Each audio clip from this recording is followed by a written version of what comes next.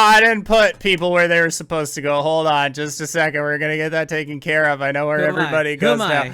Right now, you did it. You did the thing. Hello, everybody, and welcome to tonight's newest adventure in the Four Keeps, the Abyss, Part 3. Today is October 17th, 2022, and you are loved. That is a very important message that we like to remind each and every single one of our viewers and listeners at the beginning of each and every single one of these games. If this is your first time joining us, you can go to youtube.com/indooradventures to check up on all of the VODs of each of the games that we have played up until this point, or you can go towards where anywhere audio casts are being made available for free. You can find us there under the same moniker. And speaking of things that are being made available for free, if you go to patreon.com/indooradventures, you can check up on our after show called Nights in the Courtyard, where we answer questions not only from each other, but also from the community. So if you have any questions for myself or any of these other fine folk, feel free to join us again at patreon.com/indooradventures. But let's say you already support us on Patreon. You already support us on YouTube and Twitch and all of those other wonderful places, and you're trying to think to yourself, where can I go to help support this fantastic show even more? Guess what, Acorns? Got your back, quite literally, in fact, because if you go to indooradventure.redbubble.com, we got t-shirts, we got posters, we got mugs, we got crop tops, throw pillows, shower curtains, aprons, clocks. We even got posters, hats. What's that other thing? Face mask. I'm in the middle of packing, so I don't really know where a lot of my shit is, but I know where a face mask is. And especially with the symbol of Tiamat upon it, designed by our very own Cyberwolf 1201. And if you go to the merch store, I have been informed that we actually have 2 new pieces of merch that we are able to display. The first of which, years in the making, gifted to us from the gods of design, aka Cyberwolf himself. We have a Please Don't Kiss the Alchemist pattern that you can finally get on things like aprons for your belated summer cookouts, the saxophones, and buttons and pins and stuff. The other thing that we have is something that Wings and I have been working on for quite a little bit of time. It's something that actually was said on this channel, and then we utilized it for other things. Kindness is not a weakness. Now, I am going to be showing what that pattern looks like here on the Twitch stream, or at least I would try if it was going to be working. Now, the cool thing about this pattern, and I personally like it because I think it's a cool pattern. It's not showing up, but that's totally fine. Let's see. I could throw it into art showcase if you want. Yeah, do it. Should put it in the art showcase because not only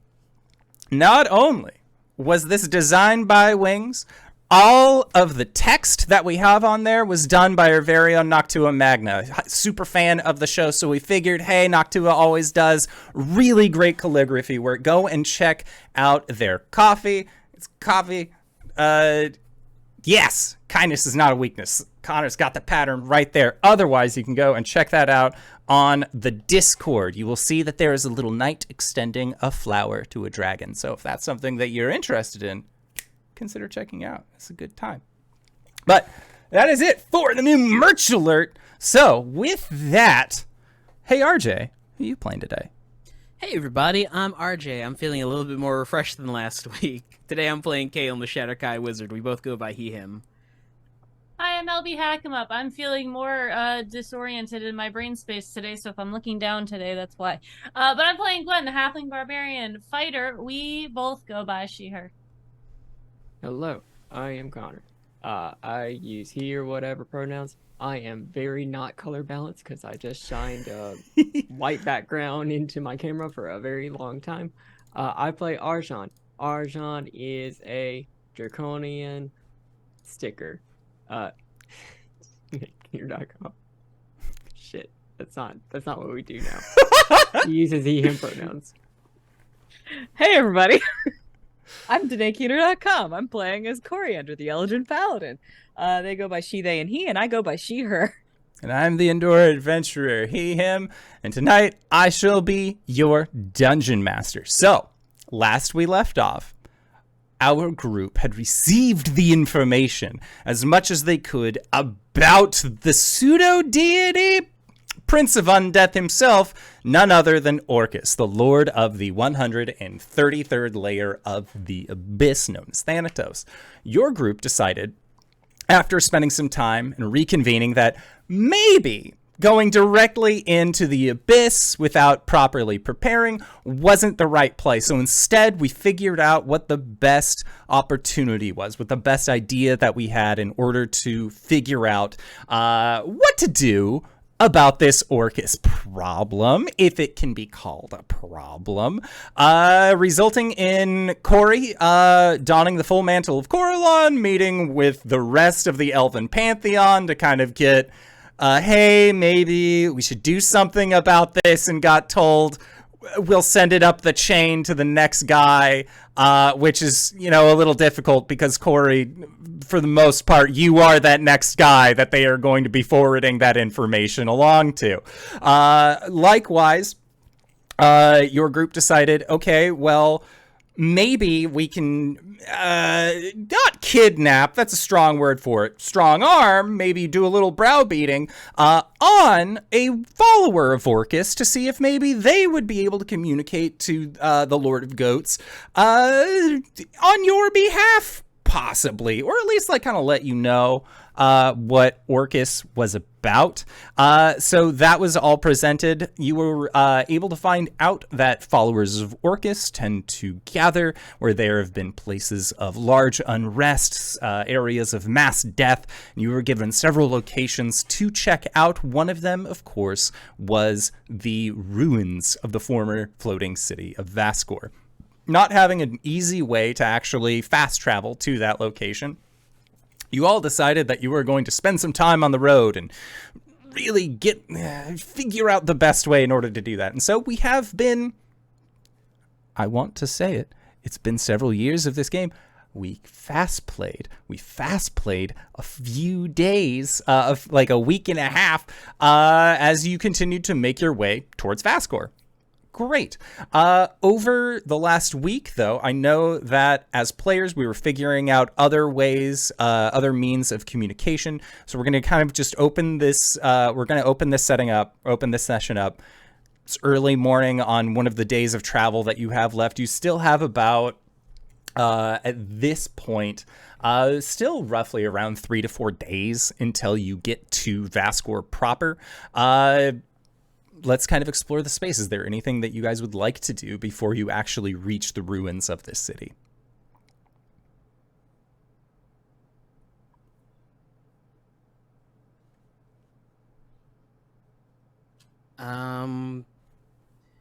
Just gonna reaffirm. Muted, son. Just to reaffirm, we're here to get the teleportation spell and try to find some people that follow Orcus, right? Because the whole death and murder thing. Yeah, that's what I thought. Maybe.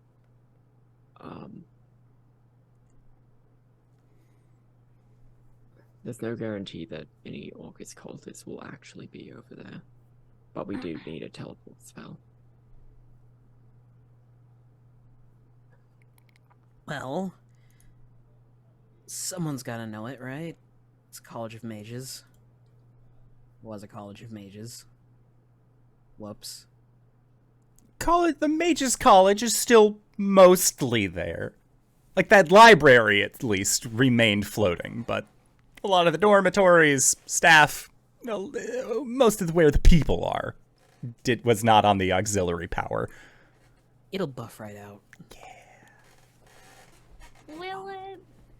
Okay. No. Anyway. So yeah, the Saladre are cool. Elven Pantheon pronunciation. Sildarin. I was never a big The fan what? of salads. No, I think you're thinking about Waldorf. Anyway, it's the Elven Pantheon, essentially. When we elfed off, Cori and I tranced and ended up in their domain. Oh. Good to know. I wanted to see if they had anything useful to share about Orcus. It's a bit out of my depth.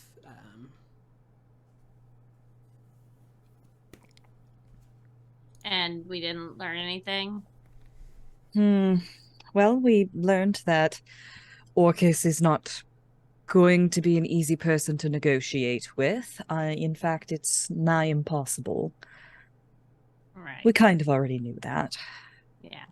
I learned that there is a member of the Sildarin that has been claimed by Orcus and is now the father of all ghouls. Oh yeah. So Orcus literally swayed a god. Love that.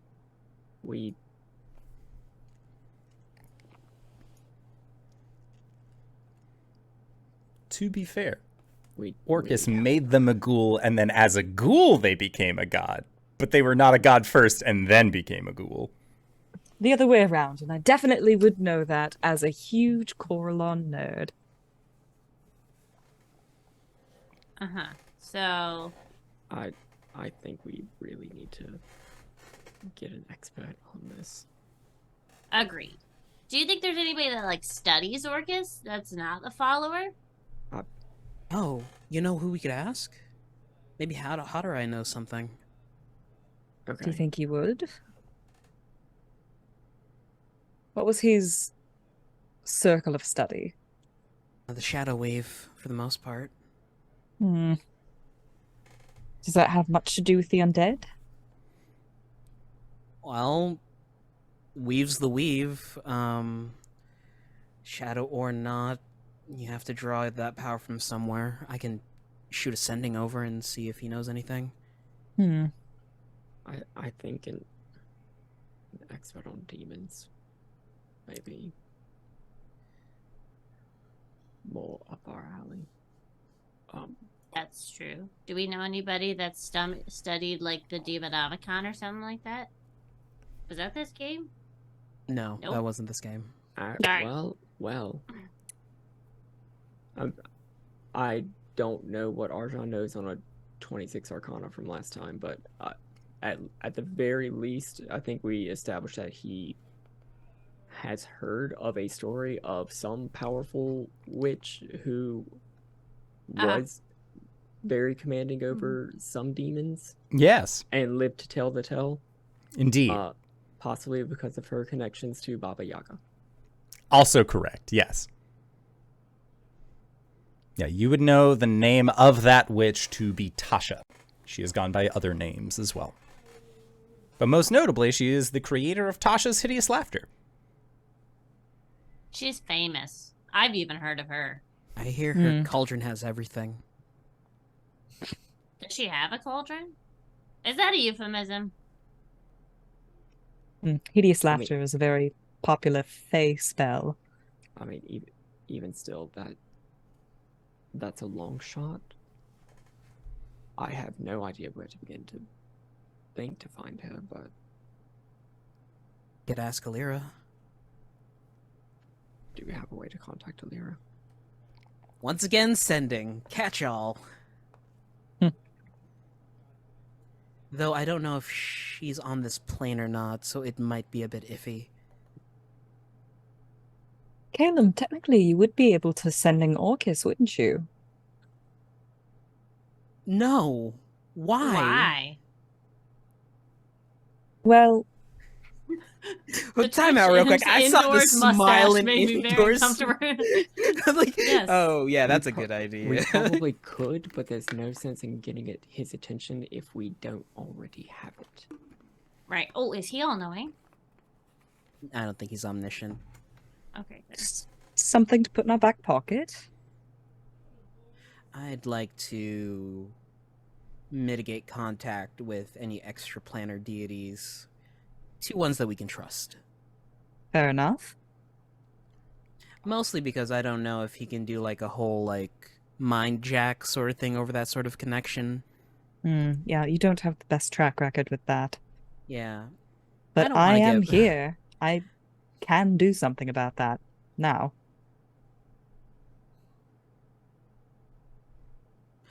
Last resort. Yeah. To try and contact Alira. Orcus. Okay. Sorry. Bit of a rabbit trail. I mean, my other suggestion will be to try and just find a trail to Baba Yaga. I think she's Archfey, but not one of the Isles. It would explain why I've never heard of her. Why are all of our options terrible? Oh, we could also go to Sigil. That was fun. I enjoyed that place. Well, we would need a way to get there. And also, I don't think we'd want to help Parnell out. Oh, yeah, no, we did.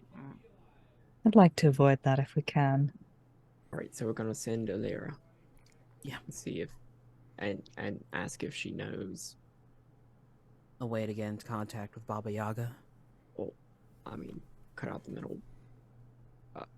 Potentially problematic Archfey. See if she knows the way to Tasha. True. Alright. Give me a second.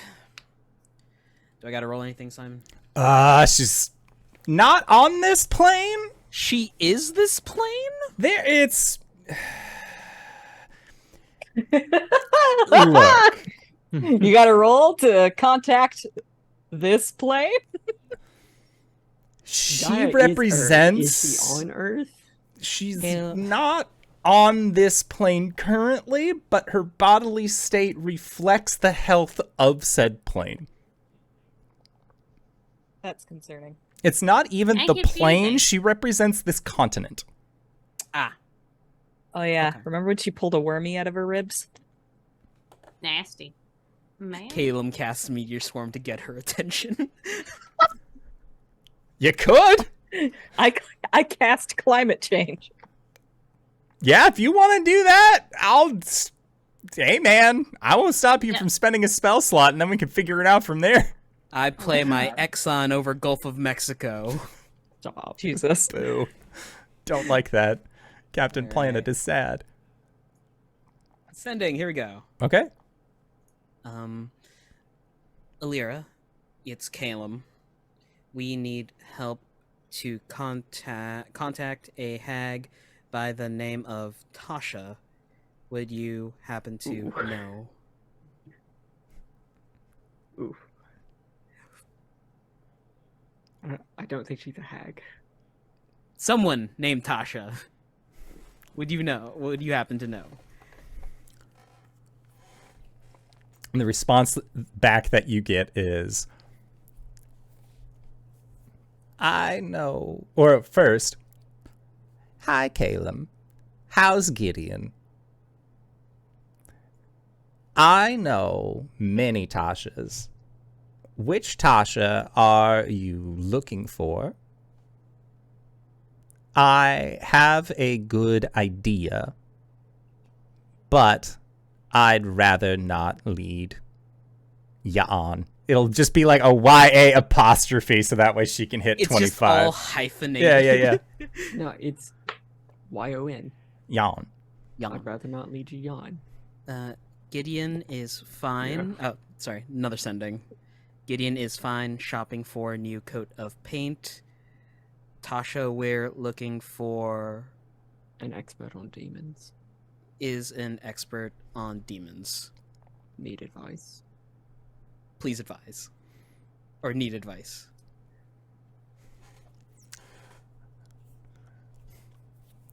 Don't let them choose off-white. It looks terrible. Maybe periwinkle. I do know that Tasha. She currently is staking her own plane. A place called Prismere. Best of luck, Alira. Oh, no. Okay. I don't want to waste a sending on just a thank you, but that's what Caelum would do, sending. Thank you! Wait, what's Prisme? What is Prismere is another plane. How exactly... Thank you. how exactly can we get to Prismere? Would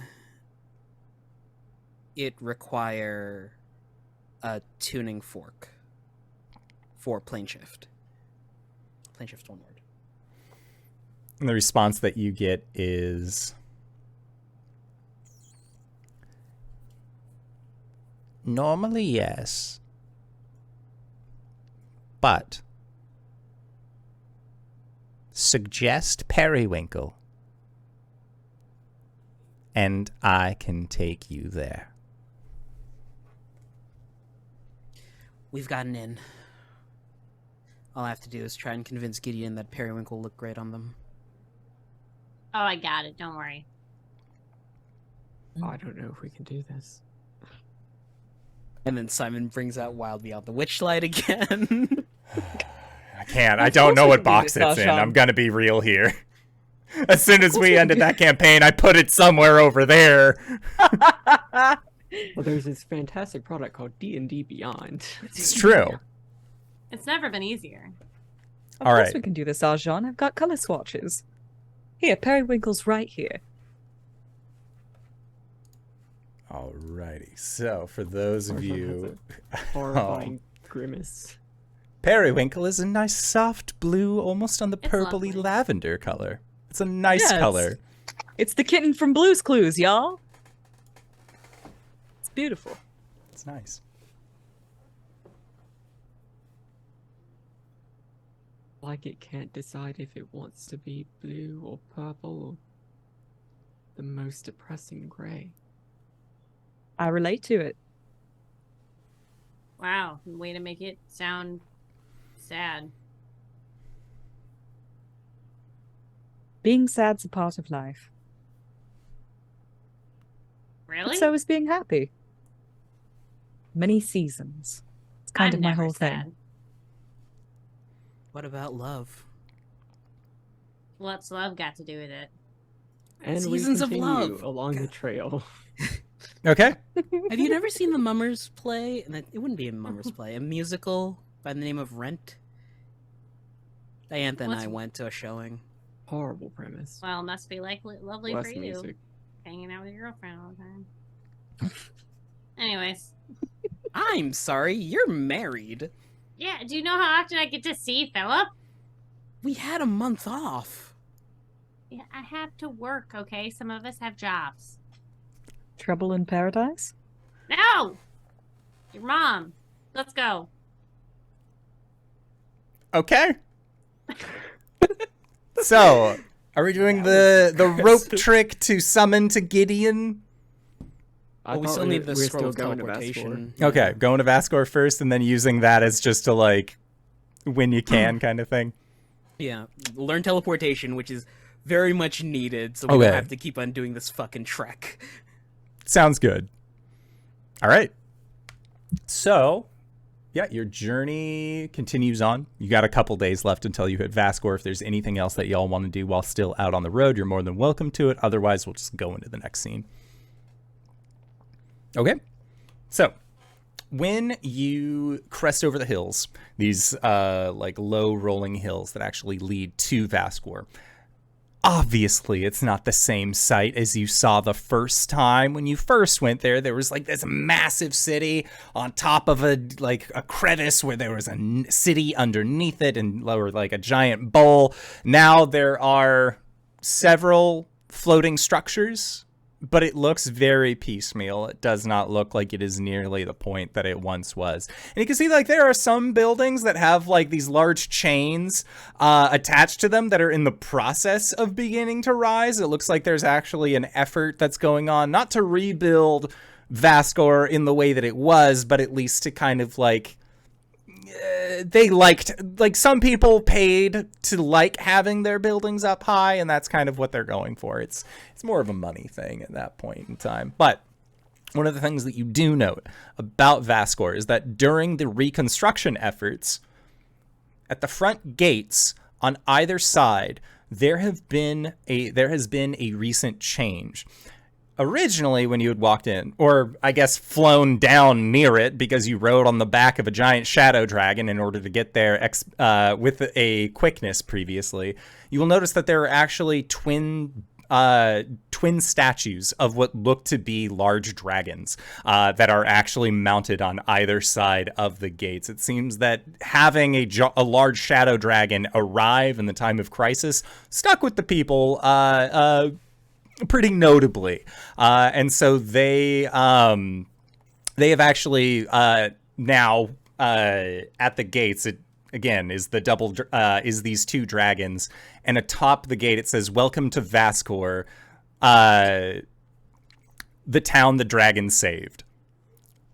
And it is just very blatant, very clearly like printed. They are like all about this.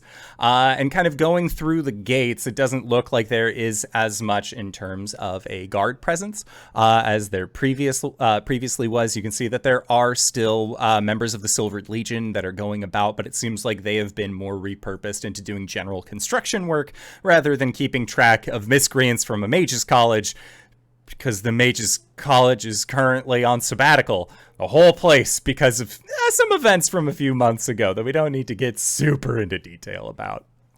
But you will notice that, again, the majority of this city is in the process of getting rebuilt. It looks like they have incorporated stone shapers, wood shapers, a variety of arcanists, as well as any kind of the artificers that they could to actually rebuild things.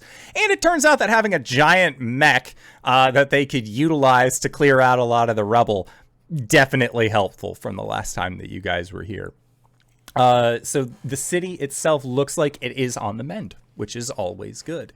Knowing that you would need to go to the Mages College, at least to tact or to speak with the Grand Archivist Skorviskin.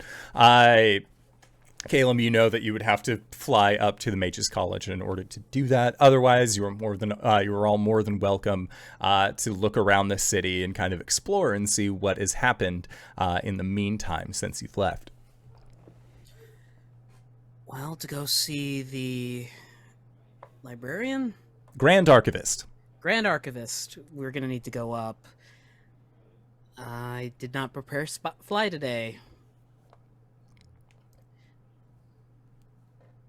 Okay.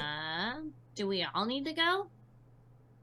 I mean, I still need to find someone to teach me how to teleport. Right. Would he be? Who's gonna teach you how to teleport? I was just gonna ask around. Okay. Well, because Arjhan can fly and he can take me, so. How high up is it? It is several hundred feet up. It is the last of the original floating buildings. So, like, 500 feet? Yeah, it'd be less than 500 feet. If you had a dimension door spell, you could find your way up there. I'm debating whether or not I still have that. I don't think I do. I think that was a Shatter Cori thing. Well, I can get you up there, but it's going to get a bit windy. You're not gonna do the thing where I go in the flowers, right? No. Okay. When do we want to meet back up?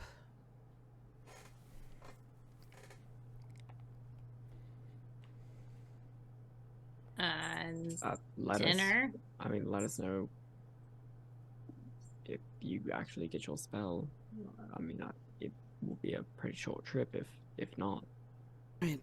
Well, it's going to take me a while to transcribe it into my spell book at any rate, so... Sending brooch me when you all are done? Sending brooch us when you're done. Will do. Okay. So Caelum and Cori are going off to the library, leaving Arjhan and Gwen to hang out around the rest of Vaskor. Yeah, Cori will cast Investiture of Wind and just pick him up and fly him up there.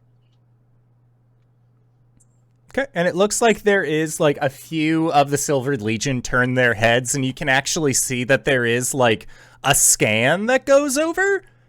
And then after they have recognized you two, they just kind of go back to what they were doing. It is windy as hell. Like, oh, yeah. the wind that surrounds her as she flies around with the investiture of wind is violent. Never said it wasn't. But yeah, like, detritus and dirt is just, like, kicked up as you're just like, and, like, just shoot upwards to go to the library.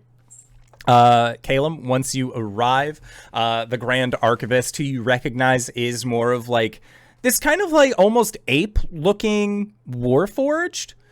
But you know that as far as, like, Warforged go, this dude wasn't always a Warforged, but it seems like they have gone through the process of becoming a Warforged in order to maintain their hold on the library. Filing systems are very important to them, and they don't want to give that up to anybody. But upon your arrival, the Archivist will express that they're surprised to see you. It's been a while. They hope that you're doing well. They assume so because the moon stopped being red, which is a plus. And is kind of curious as to, like, what brings you to the archive. You express that you are looking for a teleportation spell. Let me see if they actually have one. Or, if anything, point us in the right direction. It looks like they actually do have access to a teleportation spell. It seems that this was actually a spell that was in the middle of being transcribed into a scroll on the day that they call it the Day of Greatfall, which kind of makes sense for those who currently live in Vaskor, that they would remember such a day as having bad connotations. But it seems like this was in the process of being written, so or at least transcribed, so you have a pretty good place to actually jump off and start working on that scroll yourself. I believe Teleport is a 5th level spell or 7th level spell. I think it's 5th? I know Let me see. Teleportation Circle is 5th, but I don't know if Teleport... A teleport then would be 7th, because that's how it goes, isn't it? Okay. Yeah, so as long as you have... Conjuration. Yeah, as long as you have the time and materials, you are able to transfer that into your spell book. And Caelum is broke again. Okay, Cori, while you are in this library kind of hanging out, is there anything that you wanted to do? Or did you just want to, like, drop Caelum off and then pop on back down? He's gonna need a ride back, so she's going to... Have Featherfall. If you want to go do something else. I have no preferences. I'll wander around the library. Why not? Okay. Yeah, and Cori, one of the things that you would have also noticed on your way bringing Caelum up is that on the day after the day after Greatfall, of when Vaskor came crumbling down, you had actually spent some time doing some plant growth and making sure that there was, like, a kind of garden area that Vaskor could have. And on the way up, you've actually seen that people have tended this garden. It is no longer just like this sprawling massive green. Like, they've cordoned it off. They've actually made it into a public park. And upon further inspection, even though you're not, like, there, but I'll describe what a placard would say, which is that this is the garden of, they dedicate it to the process of trial and error, as they say that even through the wreckage, you will find things that bloom. Nice. Now, you are in the Grand Library of Vaskor, a place that is known as the Grand Anatheum, as luck would have it. So, looking around, are there any subjects that you were looking to gain more knowledge in specifically, or just, like, general, like, oh, that looks fun, and you pull a book off, like, based off of the color or the name, that sort of thing? I think it starts off as the, oh, that looks fun, just like, you know, picking it by... based on the cover. Okay. Yeah, make a investigation check for me. Okay.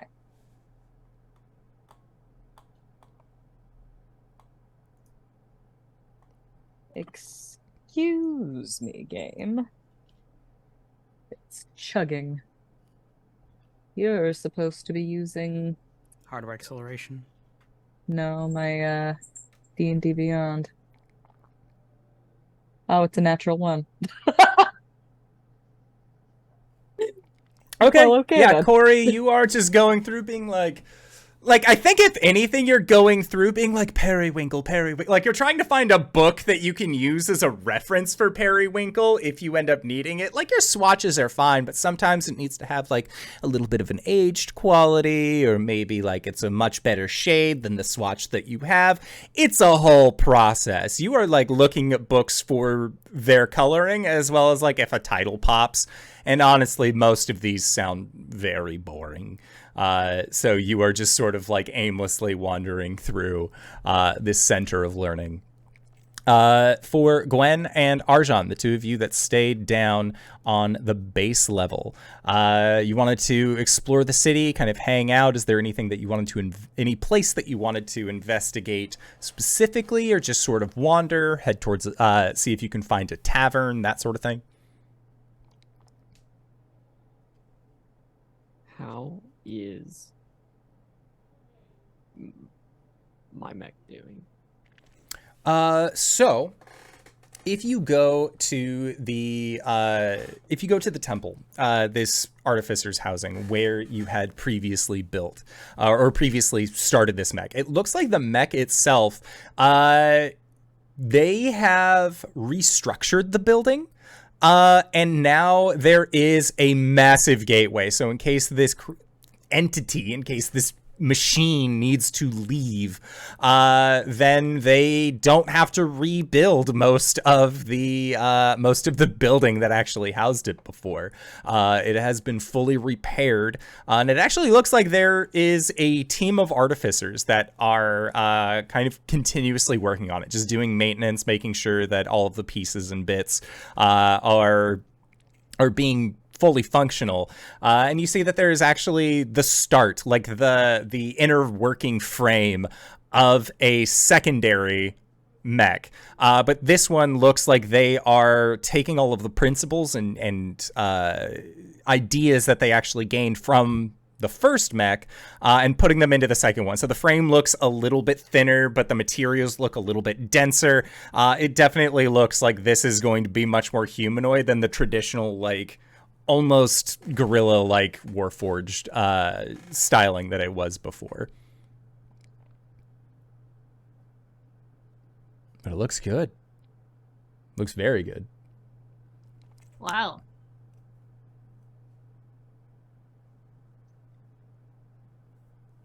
Yeah, and Gwen, when you say "whoa," you will hear a familiar voice say, "And we couldn't have done it without you." And you look up and you see that it is Osmond, not the elf Osmond, the voice of a revolution, but the human Osmond who looks more like Dev Patel from the Green Knight, and is very.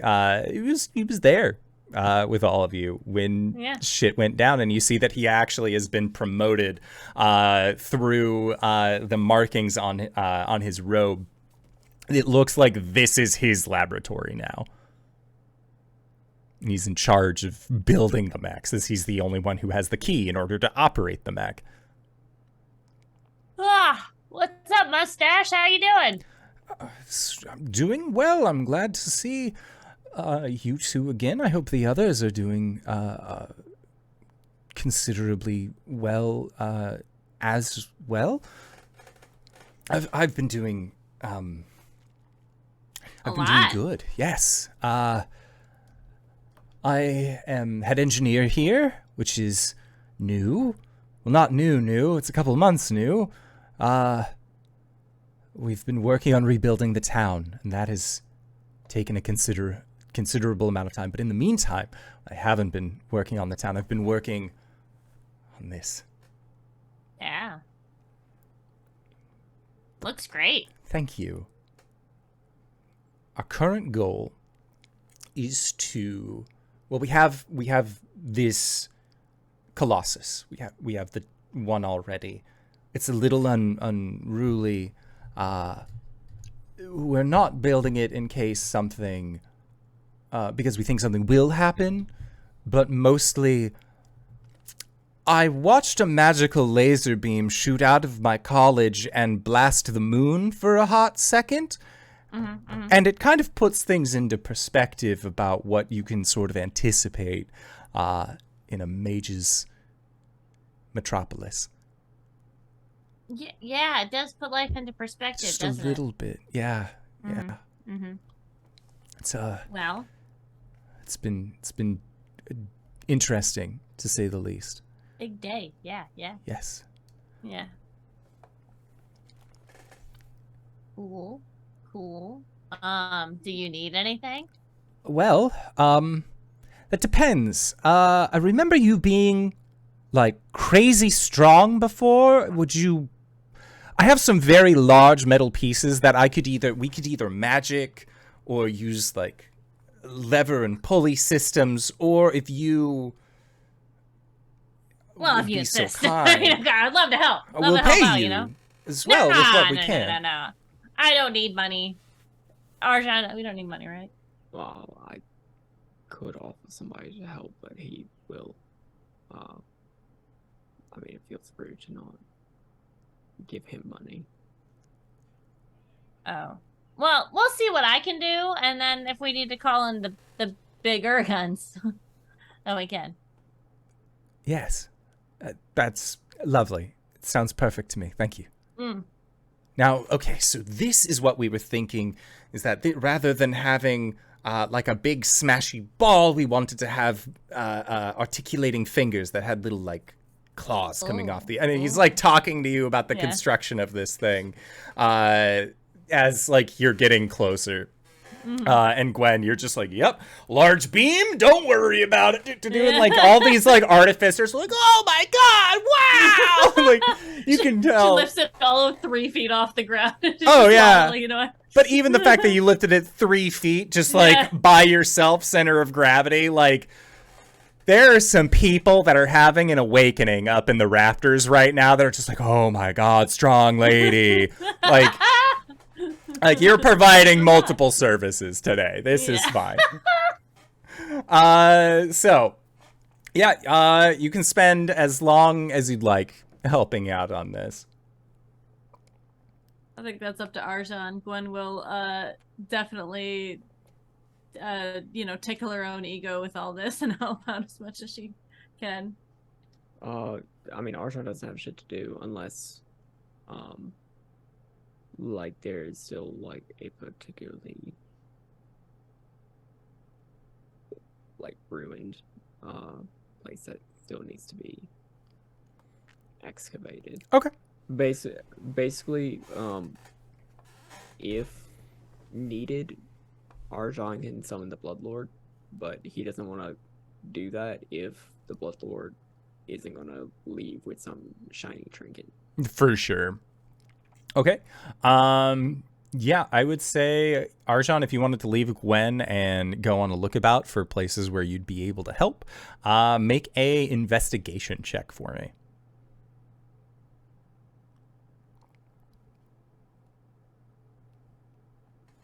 9. A 9.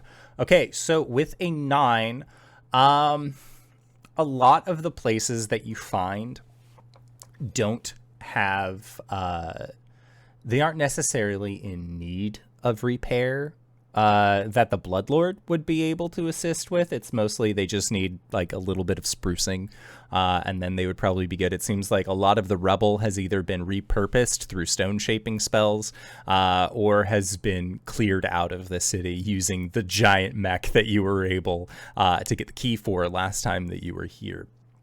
But Arjhan, through your travels throughout the city, there are some things that you hear. First off, there are a lot of people who seem to murmur in your direction, but it's never like a bad murmur. It's more of like, he was there, like we watched that dude fly through the sky to fight off the worms. Yeah, and like they're like Like they seem to be like, I don't like, how do I approach this dragon man to say thank you? A couple kids do, and it's very like they hand you a flower and say thanks for helping them.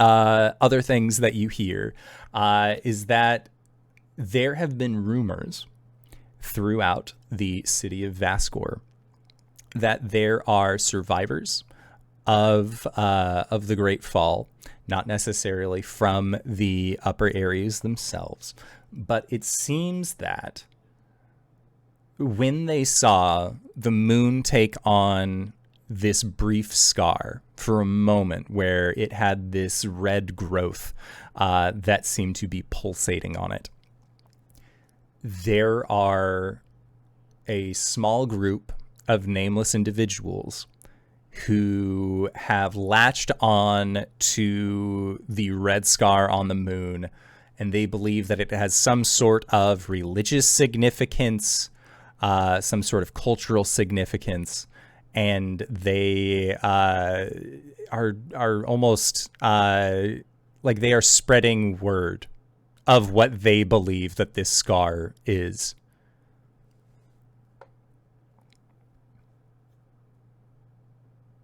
And what do they believe that this red scar moon is? They believe that in their ideas, in their understanding of it, is that the moon itself is actually two moons. Is that there's the outer moon and then there's the inner moon. What they believe is that when this red laser shot up from their city and pierced the moon, that it embedded through the top layer and briefly showed what was underneath, what they believe to be the true moon that lies within the uppermost crust. Most people don't believe this. They don't think that the Earth is round either. But there is it's very strange to hear, to say the least. And like, you've been on the moon. There's no second moon. There was like weird shit that was growing on it, but there was no like hollow moon theory.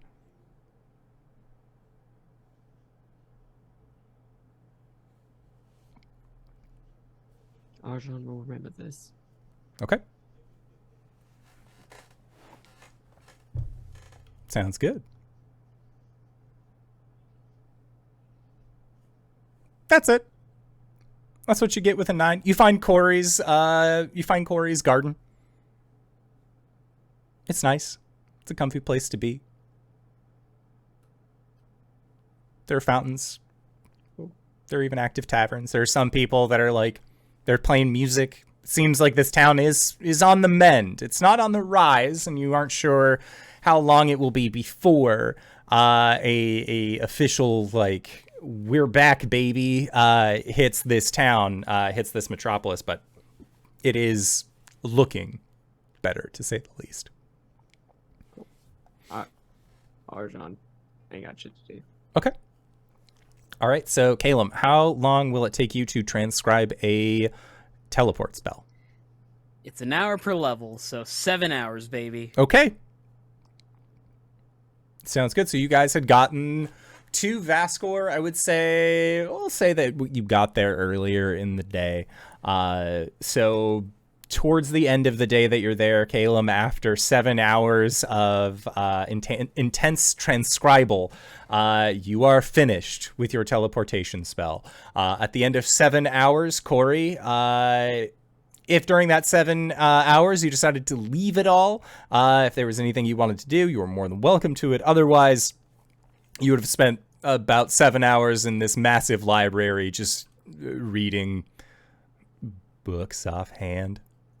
I don't know if Cori could spend 7 hours in a library. Mm-hmm. I know think that it she takes would've- Caelum a while to do things. Like, ultimately, he is learning a teleport spell. So I think that she would check in on Caelum, and then like realizing / remembering that this is going to take a while, she'll wander off and find the park. okay. What is it? 8 hours for a plant growth. I'll spare them this time. They've worked hard to get this under control. Yeah, it works. Look, there's a lot that goes into taming a garden, and then it takes one paladin to just be like, I'm helping! And then the gardeners have worked for months after this. But Yeah, I think she'll just wander around the park and see what they've done with the place. yeah, for sure. So yeah, I'll say that you're in the park by the time that Arjhan wanders through. So if you wanted to reconvene with him, you'd be more than able to. Otherwise, you could just be like, hey, how's it going? And like still just like go about your own thing in the city. Either way. Yeah, she'll approach Arjhan. So what have you been up to? Not much. Wandering around. Checked in on the mech. Gwen's helping with that.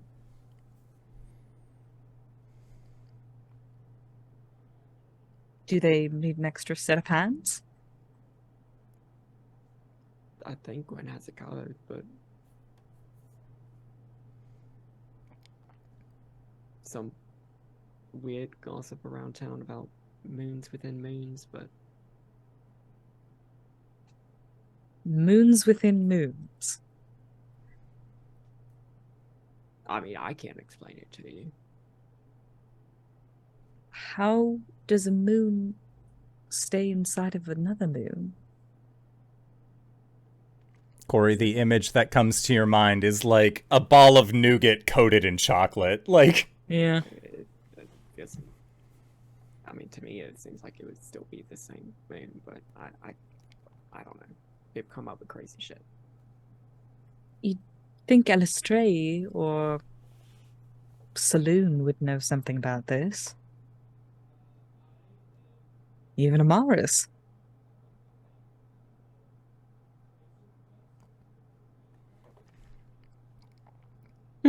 Curious.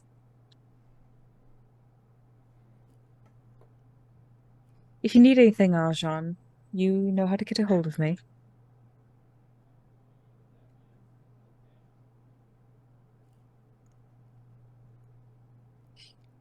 Cori's gonna wander off and follow up on this moon within moon rumor. yeah, for sure. Have you seen the moon? Make an investigation check, Cori. Oh, this went so well the first time. Yeah.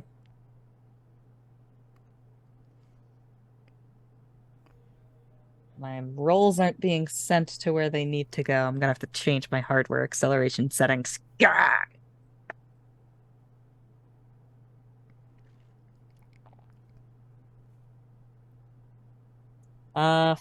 5. Okay.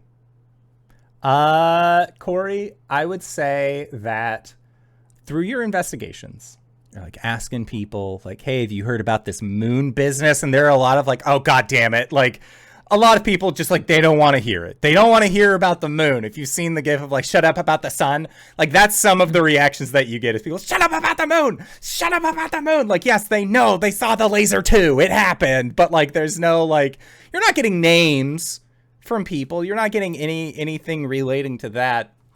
That actually leads you to what looks like a kind of like a market alleyway.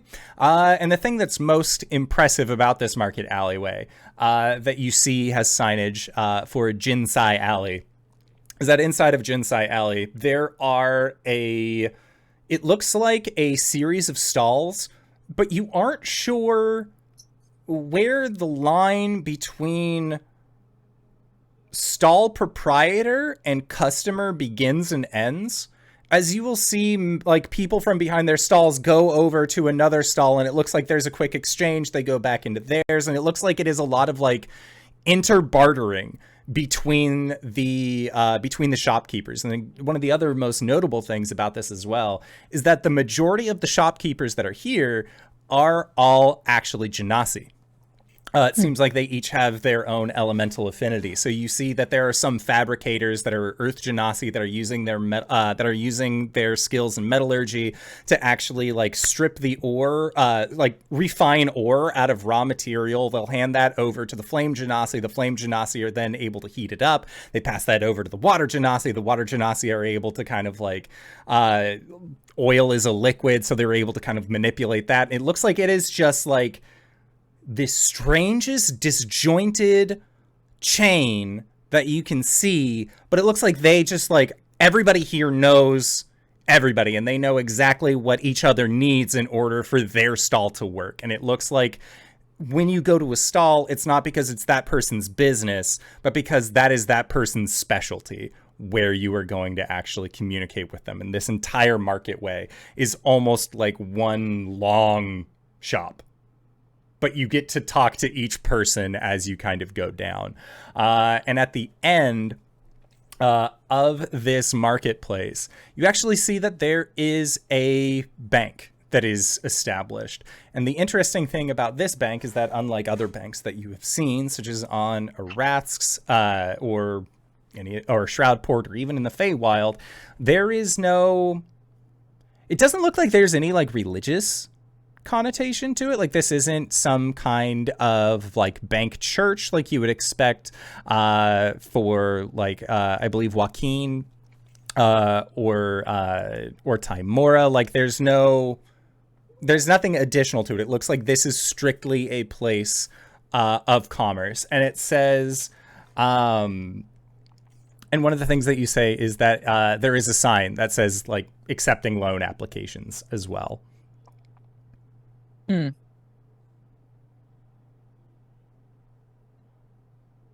Kind of poking around, you can see that there are it looks like there are like some like very nicely dressed individuals. There are people who are coming in and out, the well-dressed individuals being on the teller side of things, that are basically like outfitting individuals with a variety of home loans, business loans. If you want to put your money in here, they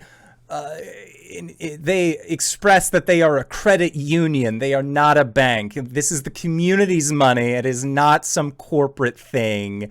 This is Vaskor Community Credit Union. This is First Vaskor Credit Union.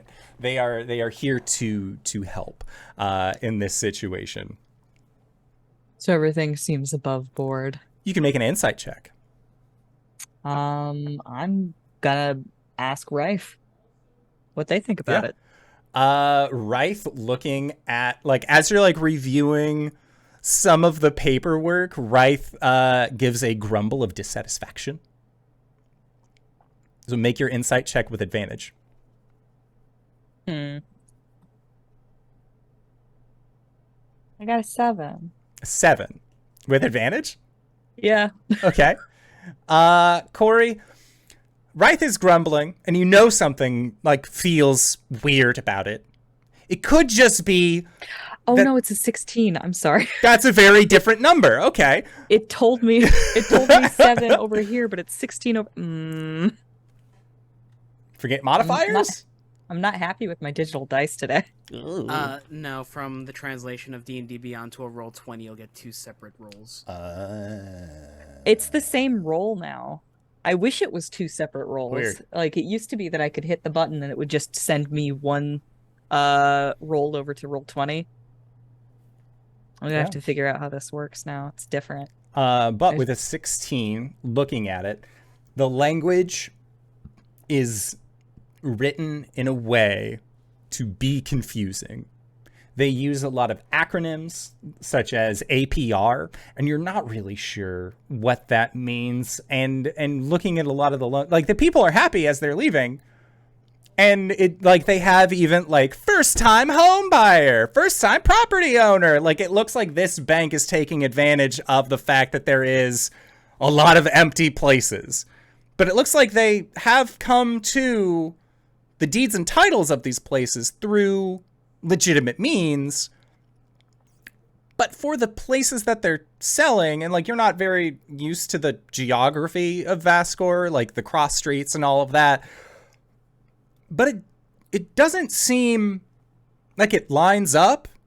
I mean, also, to be fair, your family builds mansions for fun on every island that they possibly can. So, like, the idea of, like, how much a home should cost, you're not entirely sure about, but you do have that feeling where you're just like, I don't know, something seems fucking weird about this.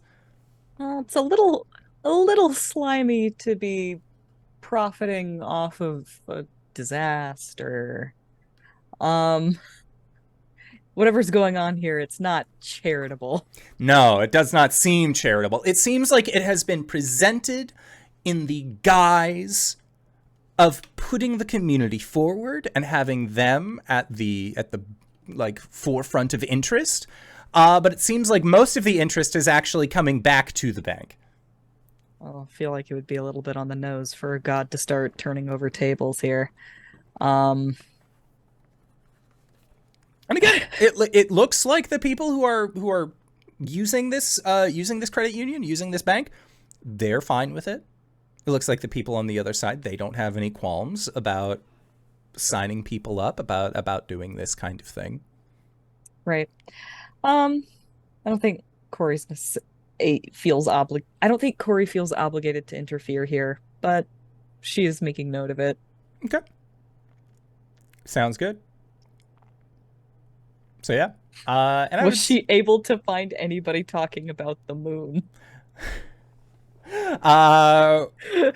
Your investigation check was a 5. I would say that you will hear the most that you will hear about people talking about the moon is when you go up and you're like, hey, so the double moons, am I right? And people are like, shut up about the moon. Like, it looked like your attempt at investigating has kind of thrown people like negatively off. Gotti. All right.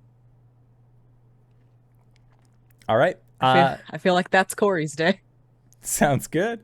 Yeah, so with that, Gwen, you would reach the end of your workday. You would be asked if you would like to join the artificers at their current favorite watering hole that is called the Squeaky Wheel. And if you would like, you can join them at the bar. Absolutely. I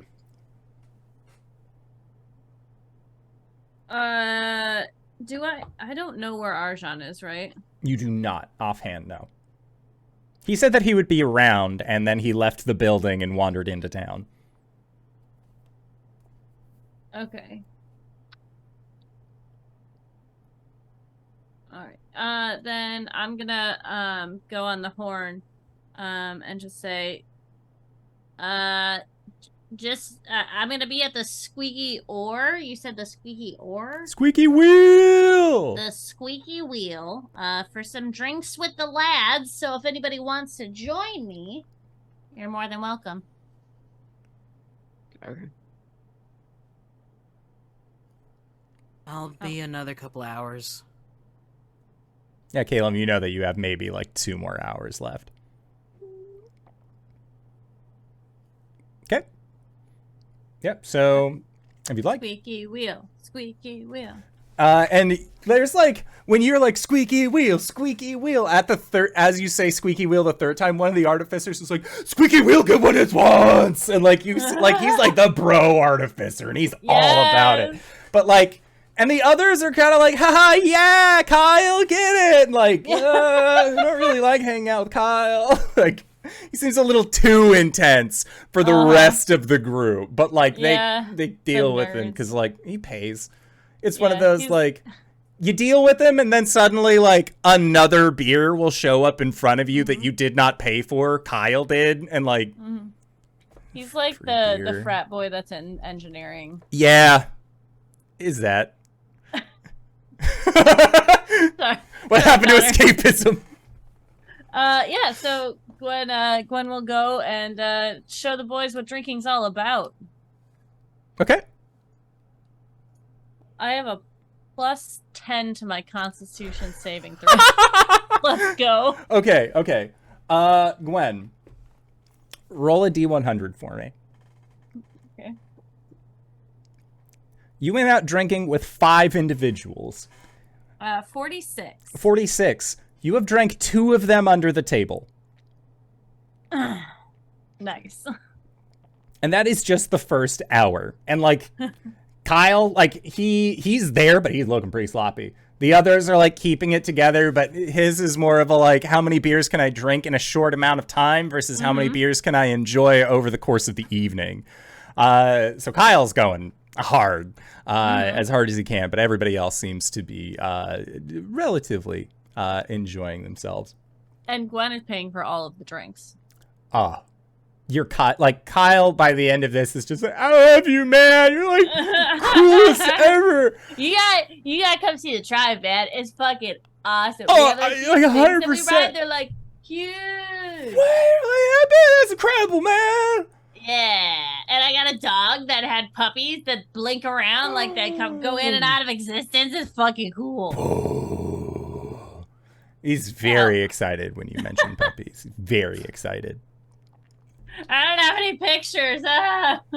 And that is, if Arjhan, you and Cori were going to meet Gwen at the squeaky wheel, you will see that she is like hanging out with 3 artificers. 2 are like face down on, or one's face down on a table. The other would have left, been like, I need to go home, work on other things. But yeah, it seems like Gwen is in full conversation, with members, of the temple where you are getting your giant mech currently worked on. She's having a great time, though. Guys! Come over! Drinks are on me tonight!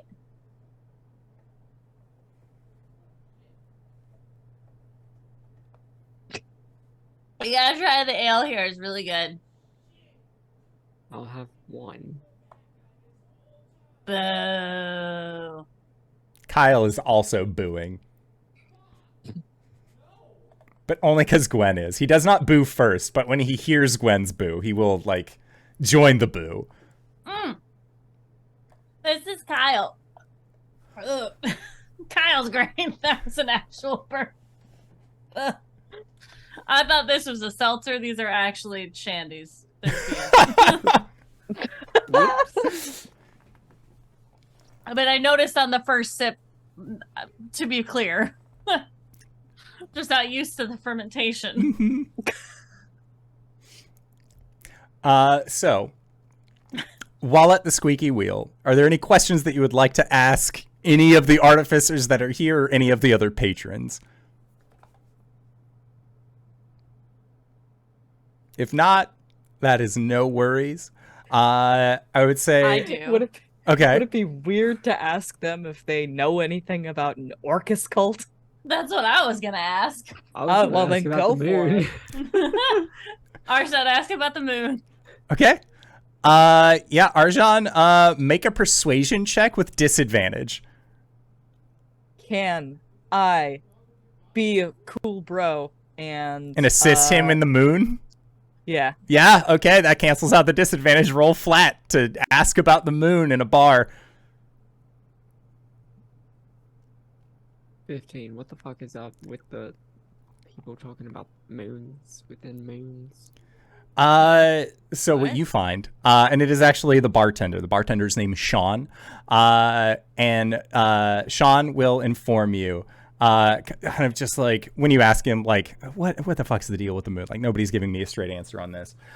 He will let you know that the deal with the moon is that it is effectively a means for people to collectively deal with trauma, to figure out the best option for things that they generally don't understand. At a mage's college, anything can happen, anything is possible, so all it takes is one person to start talking about a moon within a moon, and then a bunch of addled mages who just survived a city falling on top of them are quick to want to believe in the existence of a moon within a moon after they watched their friends explode into worms. He doesn't believe that there's anything associated with it, but he has seen people kind of come in, talk about, like, has like overheard conversations going through the market, that kind of thing. But he doesn't put any weight into it at all. I've been on the moon. Okay, there's no moon within a moon within a moon. There was a black hole on the moon, but that wasn't there, like, originally. That was like put there by magic, And but like now it's gone. one of the artificers squints their eyes and they're like, how did you black hole? I didn't black hole. What? But you're like super strong and stuff. Yeah. Oh no, I can't do. I can do magic. I can do magic. Do you want to see me do magic? Yeah. Okay. Okay. Okay. Give me a minute. I'll start the magic, and then you're gonna go in the other room, and I'm gonna tell you what you're doing. Okay. Okay. Okay. Gwen's like sits down and like starts concentrating, and you see her pull out a horn and a glass eye, and she just starts like concentrating on it and starts saying some words over it. Arjhan, I'm not sure you've ever seen her do this. Gwen is casting clairvoyance on the room next door. And then when after the 10 minutes of casting time, she just sits there doing this for 10 minutes. And then she like, there's like a little like, bloop. And she's like, okay, go in the other room and do something funny. I'll tell you what it is. He goes over. And what you see him do is that it is the hardest thing that anyone has ever had to try and do, which is when somebody tells you to be funny. I won't look, though. He doesn't. Drunk Kyle. We'll actually say that this is Garrett. We'll say that this is Garrett, one of the other artificers. Garrett is unsure how to act funny. So you just see that like he takes his robe and like twists it backwards and like puts the hoodie up and like stands backwards at a door, hoping that like somebody will come at him so that way he can pull the hood down, like, oh, I was facing the different direction the entire time. But it's him just like trying his best to like drunk and trying to change a robe, and it's not like a hoodie where you can like reverse zip it or like easily sift. Like it's a whole deal to do. And like honestly, like half of the time you're watching him is him just like it's gonna be so fucking funny. Oh god. Kyle, just go in there and act surprised, please. This is just sad. Yeah. Kyle like stands up and you can see like sways a little bit. Gwen, can you or LB, can you roll a Constitution throw for me? And you'll be adding a total of 3. 10. 10. Kyle stands up. He takes a few steps forward, and then you see that his legs just keep going more than like his top half is, and he just like eats shit on the ground. And Sean, you can see just like there is like a sigh, goes over, picks up Kyle, and you can see that like in this bar, there is a chair in the corner that just says "Dumb Baby Jail" written on a placard above it, and he just sets Kyle there, and Kyle's like head down, snoring into his chest, sitting in dumb baby jail. Garrett, come back out.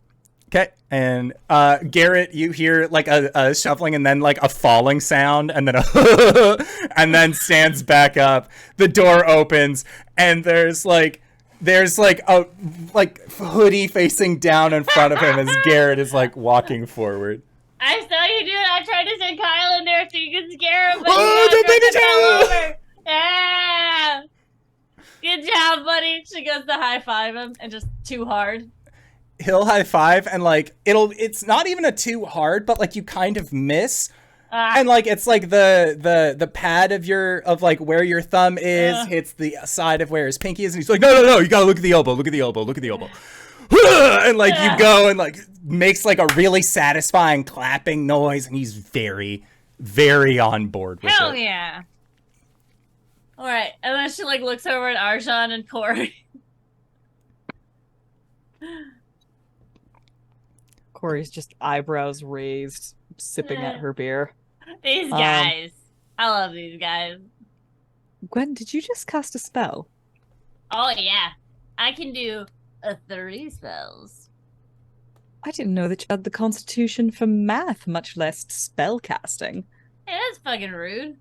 I did a very good schooling in the Halfling Society. My handwriting is immaculate, and I can do math. I can do a lot of simple math. I can have a lot of things. Huh. Cori looks over at Arjhan and says, should I clean this up?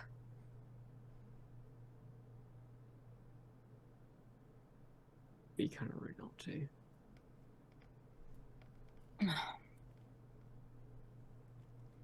All right. Got Garrett.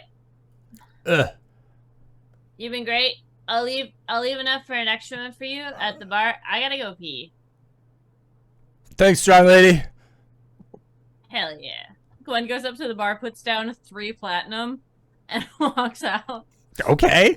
Yeah, bartender's like, looks at you, looks over at Kyle, puts the money into the drawer.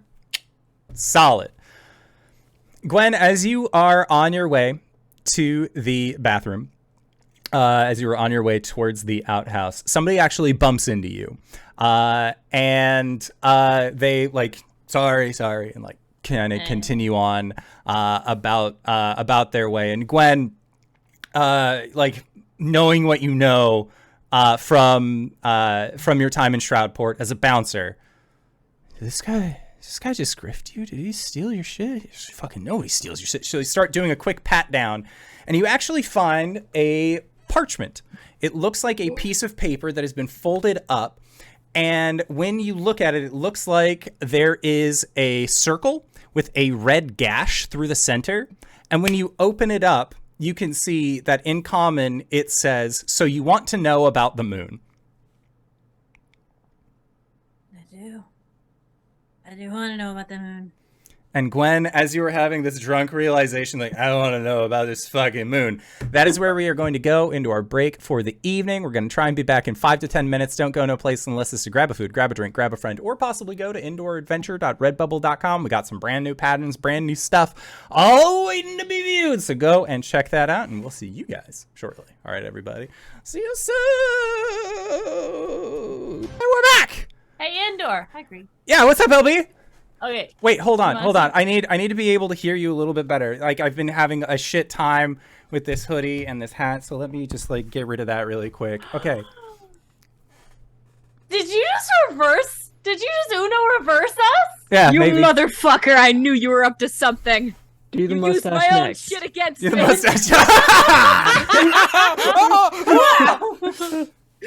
And then Simon screams in pain because that mustache was not fake. Oh my god. No, keep going. What's your bit? Okay. Do you want to see me crush this can? Yeah. Okay. Ah! Crushed it. Crushed it, man. You know, that's not where I thought really it was going, but all right. I mean, that's really hard to do if like you don't have like a fulcrum. Like, Well, you did a damn good job. Well done. Thank you. I Thank thought Nights in the Courtyard. Oh yeah. Oh, weirdo. Sicko.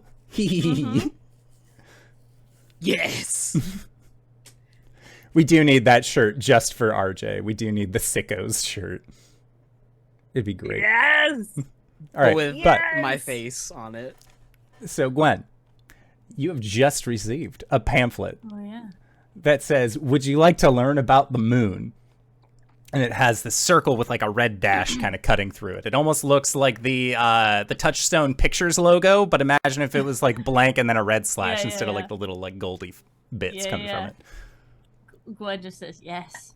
When Yes, you I look do. inside, you see the following information. It's all like bullet pointed. And the first big point is the moon is not what you believe it is. Oh shit. And there's like a little like drawn man with a finger raised like, and you learn the following information that is brought up in this brochure, which is there's moon inside of the other moon. And it uses like a capital T and says they built the fake moon over the true moon. We learned the truth the day the red moon showed. All hail the true moon. All hail the true moon. Gwen forgets what she was doing, runs back to the table, like jumps up on the bench and goes, "Guys, do you want to go on an adventure with me?" Can we say at this point Caelum's gotten there? Yeah, Caelum, this is like Gwen is like, guys, you wanna go on an adventure? And like, Caelum, you're just walking in. Oh, I want to be at the table with like a pyramid of mugs just stacked up, and he's sipping on an ale. Cori and Arjhan just watched him demolish a bunch of alcohol at once. Damn. Yeah, Caelum, make a Constitution check for me. Constitution save, rather. 29. 29? Your boy's pounding him. Looks like he learned from the best over in the Feywild. Arjhan, is there a mirror plane? I don't know. Because I think we're in one. Guys, I want to go on an adventure of learning. We don't have to do it. How did we get here? Okay, I'm genuinely starting to get scared now.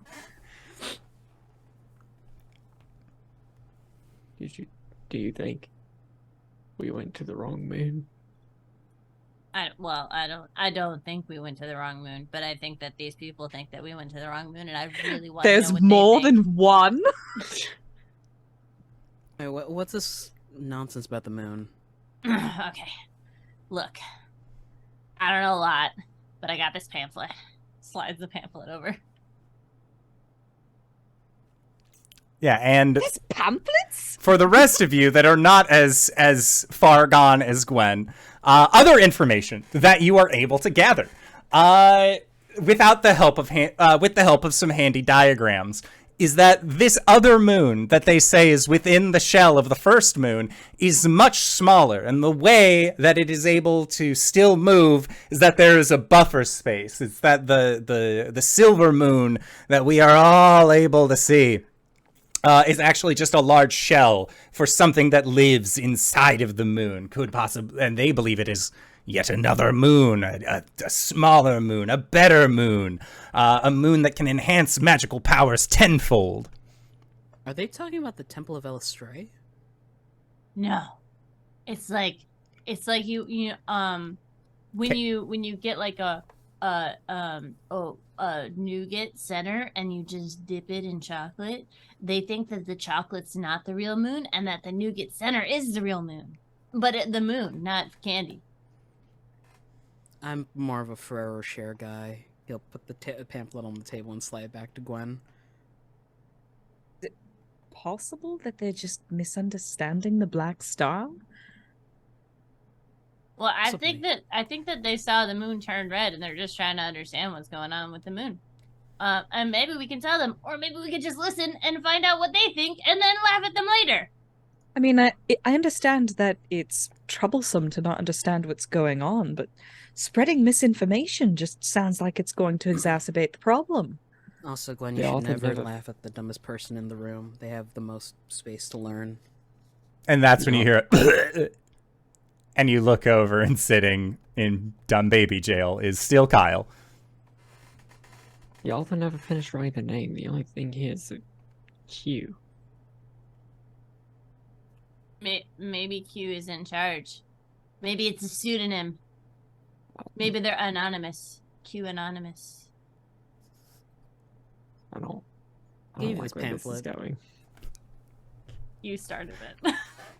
I'm going to just go out on a limb and say that QAnon is not canon in the Four Keeps world. I just want to put that out there. Gwen, who gave you this pamphlet? Some dude who walked by me. I might not have even been a dude. I was just, oh, I have to go to the bathroom. I'll be right back.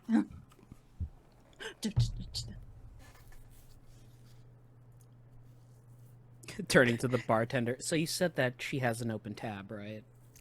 Well, she paid for 3 platinums worth of drinks, and your pyramid's looking pretty sizable.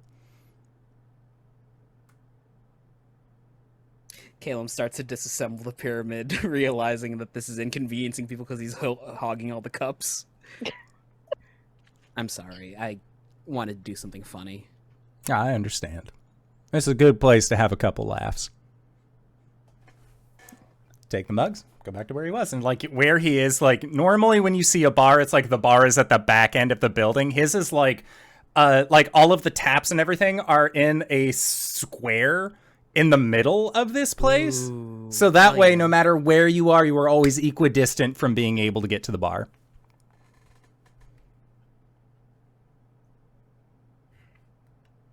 So, what have you two been up to? Nothing. Looking for and failing to find information that is actually all found in this easily digestible pamphlet.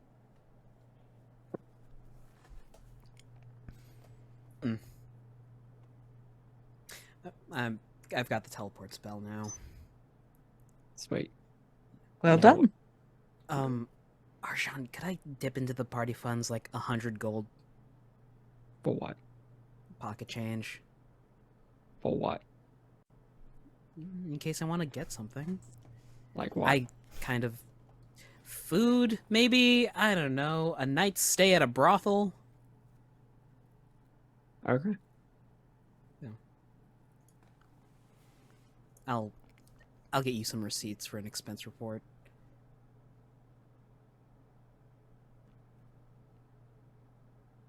There you go. Thank you. I had 0 gold.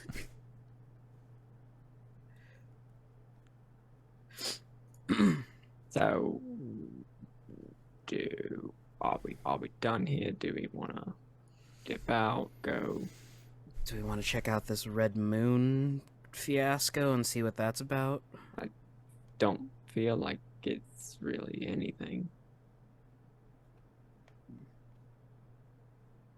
What There if are this also has no something- like directions or people to talk to. Like in case of like curious about the Red Moon, talk to Reverend George. Like there's no like specific delineation on that you're able to see on first glance. It really just feels like rampant disinformation that even by talking about how ridiculous it is, we're perpetuating the problem. Fair enough. Anybody heard anything about Orcus around here? No, just the no. moon.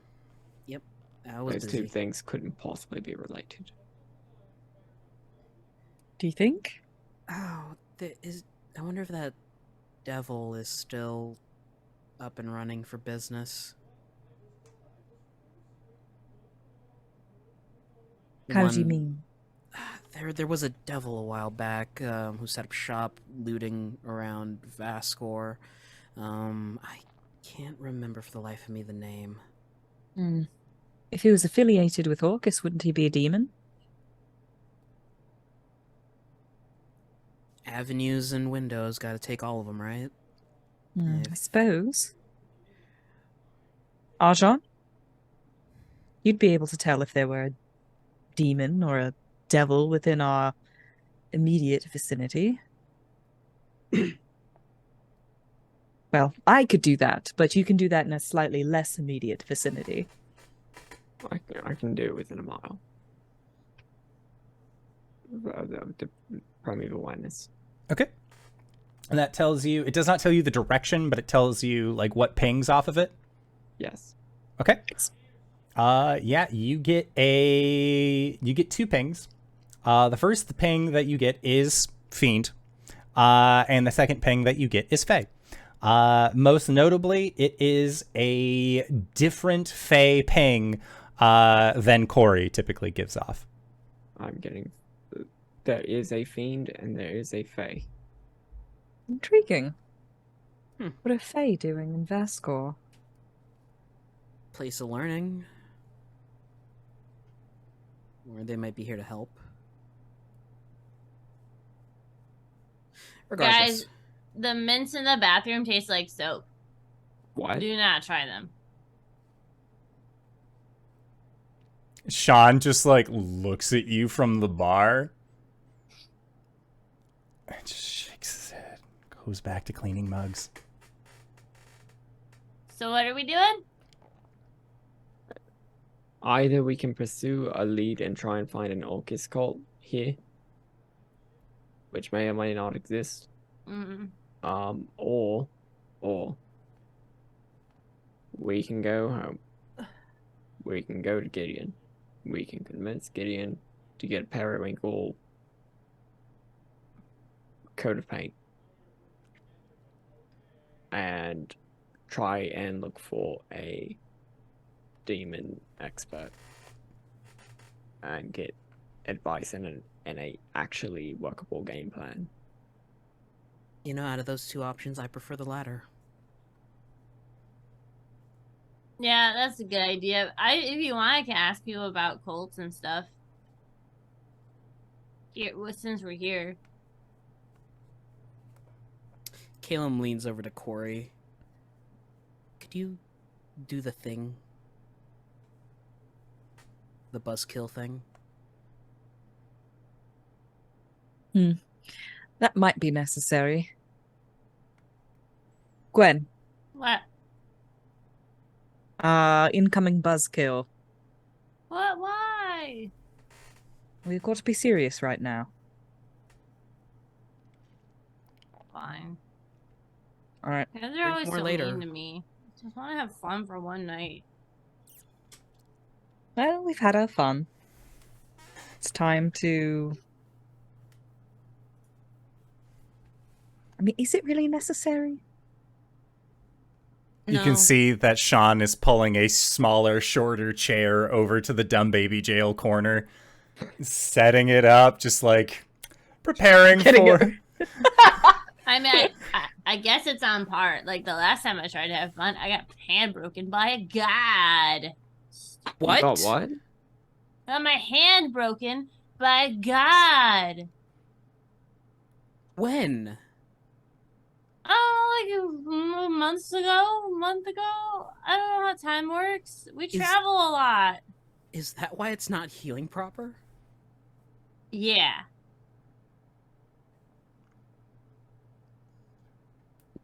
Which god? Whose god do you... My god. My god. Why did your god break your hand? Because it was talking to a different guy who doesn't like that. I felt bad, so I kept breaking it. It's like a penance or something.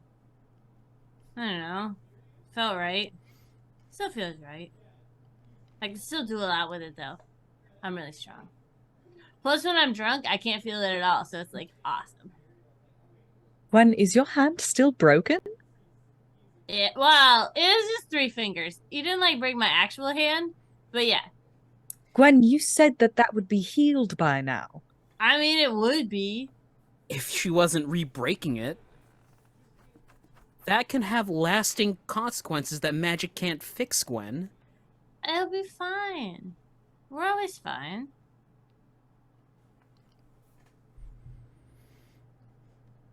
Gwen, Anyways, if you want to buzzkill me, go ahead. Remind me Excuse who me. your god is again. Talos, dude. I don't like talk about him all the time. I mean, I don't talk about him as much as you talk about your god, or like that you are a god. But like, come on, it hasn't changed. Caelum gets up, walks over to Sean, orders a shot.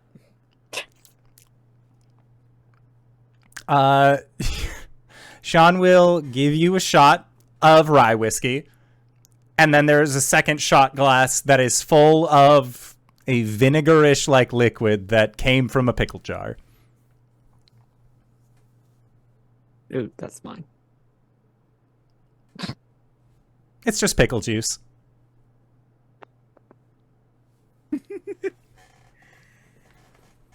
Just What other god were you talking to?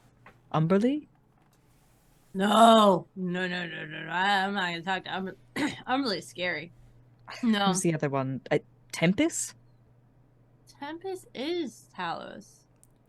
uh, I don't Tempest know much is about human gods, alright? I'm can I'm I a insight halfling. check Gwen? Yeah. Yes, and you Sorry, were raised by I'm not- Goliaths.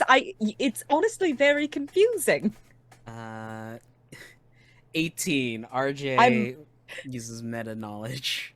I'm mostly confused as to why he thought it was necessary to break your hand, and why you This- continue to think it's necessary to keep it broken. He's a very grumpy god. I mean, he didn't like it when I tried to talk to Arjhan's god. He kicked me in the chest that time. And then remember he took my eye? Like, it's kind of like on par for him, really. Doesn't sound like a very kind god. I mean, he is stern but fair. Wrathful and jealous, more like. Cori's gonna grab her hand. Ow, no! Is this fair, Gwen? He could have killed me. Takes her hand back. Look, if y'all are just gonna be mean to me more, I'm just gonna go home and go to sleep. Gwen, no. The point is, I don't want to be mean to you. I just get upset when I know that someone's been hurting my friend. Well, I get upset when you guys just leave and don't tell us stuff, and then I'm left by myself for like a long time, and I get bored, and I'm like doing stuff with my tribe, but also like, I don't know, I feel like I should be doing something. It's fine. Let's just go.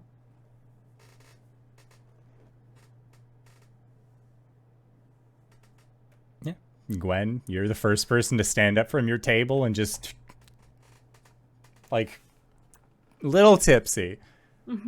You're, like, your speech is slurring, but, like, your motor skills otherwise Oh, yeah. totally fine. I have a silver doorknob. I would bring us to Gideon. Yeah.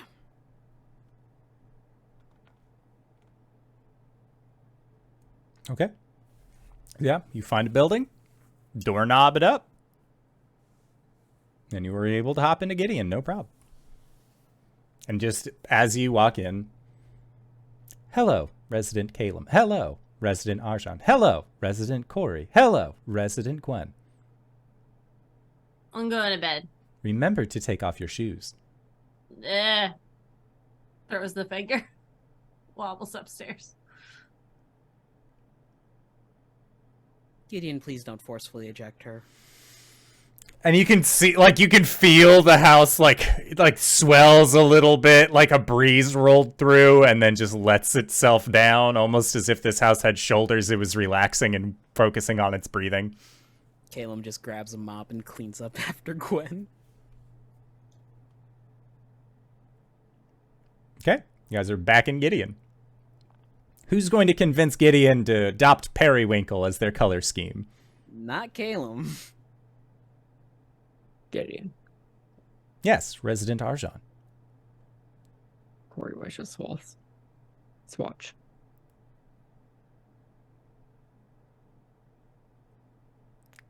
Cori, where are the swatches? Cori will produce the swatches very grumpily, switch it to the periwinkle one and hand it to Arjhan.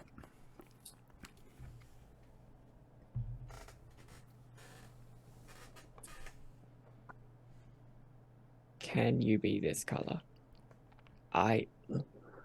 This color. Make a deception check against the house. Shit.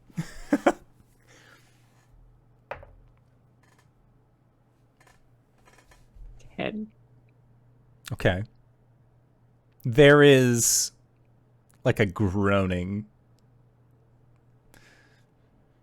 I would really like you to be this color so that we could possibly get advice from someone who is much better qualified at our at the job that we are trying to do.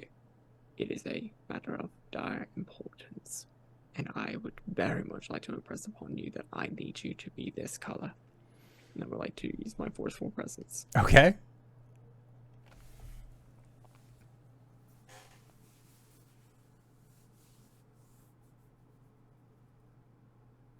$23. 23. Okay. Gideon did not roll very high. They seem to be not exactly the keenest on periwinkle, but they express that once they have locked into that color, they are forced to stick with that color for several months as part of the house's design. It will consider this a test run to see if it likes periwinkle. But in the words of Gideon, it doesn't know if it is trying to be blue, purple, or some sort of desiccated flower. Great. Well, now that Gideon looks like an overcast sky, how can do we just need to call up Lyra? Gideon, do you have any protocols to take us to Lyra?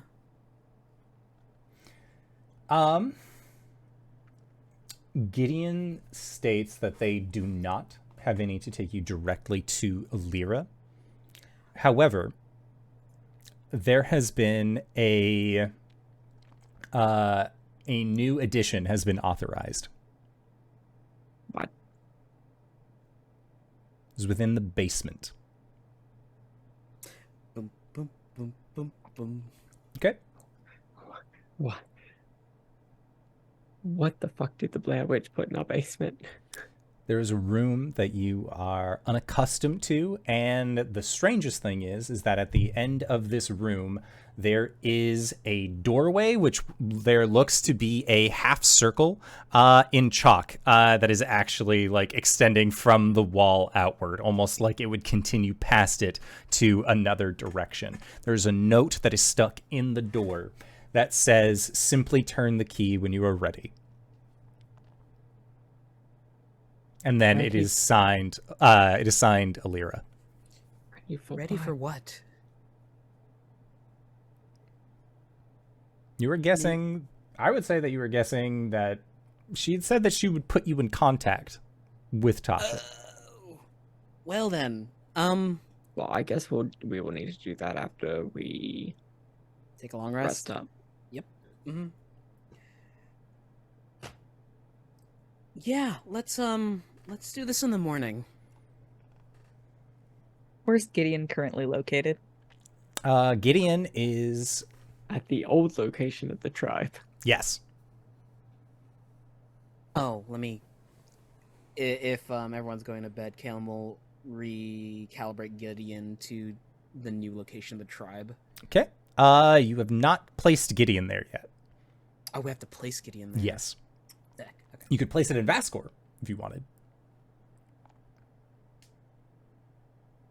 But as Gwen is the only one who has been to the new location of said tribe, that would be your best bet, is to get Gwen's help. But she seems rather obstinate right now. Good word. All right, I guess see you in the morning.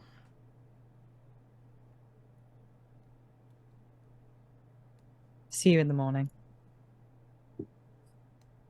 Night. Okay. Anything anyone wants to do over the evening? Cori goes out the front door. Okay. And in the secluded area where the Goliath tribe used to be, she's going to spend the night cracking firewood and setting things on fire. Okay. Summer form. Sounds good. I hadn't even changed the layout to reflect otherwise, so that's totally fine. Yeah. Just to satisfy some curiosity, Caelum's trancing to the library. Okay. Heads on over to that blue book and greets Saloon. talks about his day, and then asks, "Is there a moon inside the moon?" There is a pause longer than you would like. And the response is, no. Who told you this? There's a pamphlet here in Vaskor claiming that there's a moon inside the other moon, and it's kind of hollow in there so that the moon inside the moon can move around. It's weird. Do I you think that's believe every pamphlet you read? No, that's how I got into a pyramid scheme. There is no moon within this moon. Thank you for not ending it there. You are welcome. No, but think about the context of a moon goddess saying, "There is no moon," Yeah. and then ending it there. There is no moon. What do you mean? Good night! And if anything, he'll just, if he's not taking up Saloon's time, chat with her casually about things. Yeah. No, she's down. She's down to hang. Nobody really talks to her all that much. There are a few new followers every once in a while, but Moon God is a pretty stable place to be. Like, she doesn't need, like, as far as, like, direct clergy and all of that, like, most people pay respect to the moon because it helps literally everything. Oh, I meant the Elven Pantheon. They're nice? Question mark. Interesting is the word you were looking for. Yes. Interesting. Then there was this deep, creepy forest where the Drow Pantheon were. We didn't go down there. It is better not to play in Lolth's game. If given the opportunity. I think that's a game everyone loses, but, you know... There is one who has been playing for a long time. Is it Loth? Who's been playing Lolth's game? Yes. No. It is actually, she will let you know that Lolth's fiercest competitor is Elistrae. Huh. They play a game known as Saba with each other. Is that like Mancala? It is chess with dice and cards. Huh. That sounds fun. But yeah, that's it for Caelum. Okay. Sounds good. Cori's out just wrecking shit. Having a grand old time. So first thing in the morning, everybody's waking up, having a great time. Gwen walks downstairs, eyes slightly squinted. Coffee, please, Gideon. Coffee, please. No coffee appears.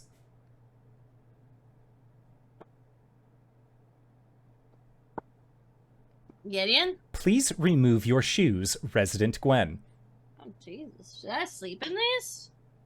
Ugh. She bends over and is under the table for a moment. Takes her shoes. Puts them by the door.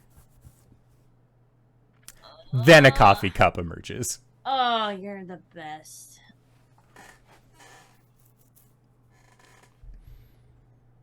Where are we? It will state that you are at the location of your old tribe. Oh, we should. It will call them the Stomping Grounds. Yeah, I like that. Is everyone else still trancing, sleeping? It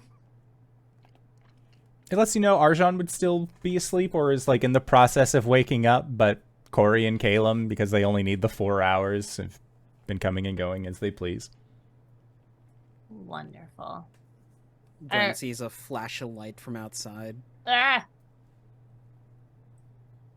Are they burning stuff? Are they practicing fireballs? I have indeed seen flames throughout the evening. Resident Cori seemed to have been taking a keen interest in fire starting. Well, it's always good to learn new things, huh? Indeed. Resident Gwen, Yeah. be honest. I Mhm. need an unaffiliated opinion. Okay. Is this a good color for me?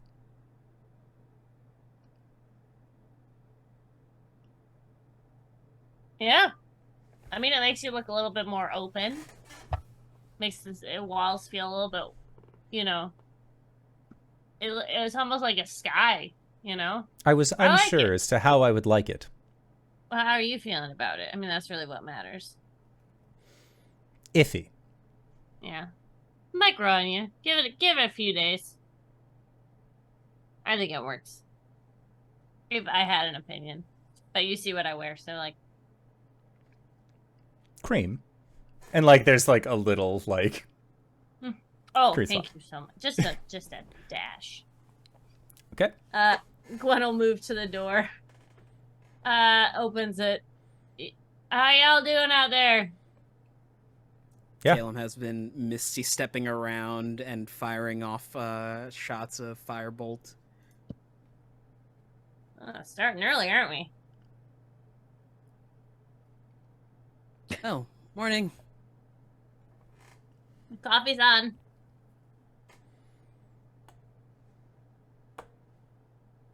Gwen sees or hears the sound of paper ripping, and then sees a page like flutter down, and before it hits the ground, it just erupts into flames and then falls into ash.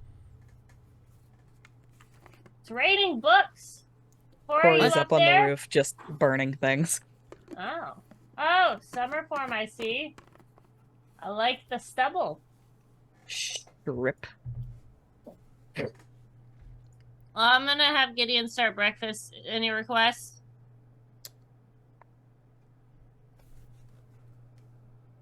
Looking at Cori and then back down to Gwen, then up to Cori, and then back down to Gwen. Flapjacks? With apples? Maybe like the cinnamon apple, like, reduction? Yeah. I'll see what I can do. Scuttles back inside. Get in! Yeah. Gideon will, it is magically created food. It will never be as good as if somebody were to make it themselves. But y'all have been sustained off Gideon for quite a while now, and there's no need to stop now. So yeah, Arjhan, you wake up to the smell of delicious food being made downstairs. Is there anything that you wanted to do specifically while you were before meeting down with the rest of the group? Nope. Alrighty. Breakfast time.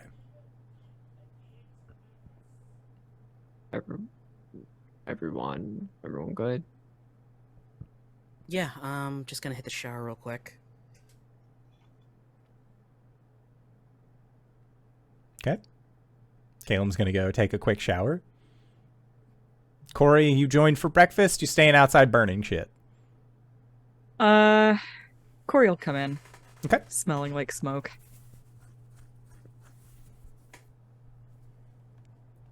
Okay. Did you start a fire outside? Oh, yeah. Okay. Is it contained? Looks out the window. Yeah.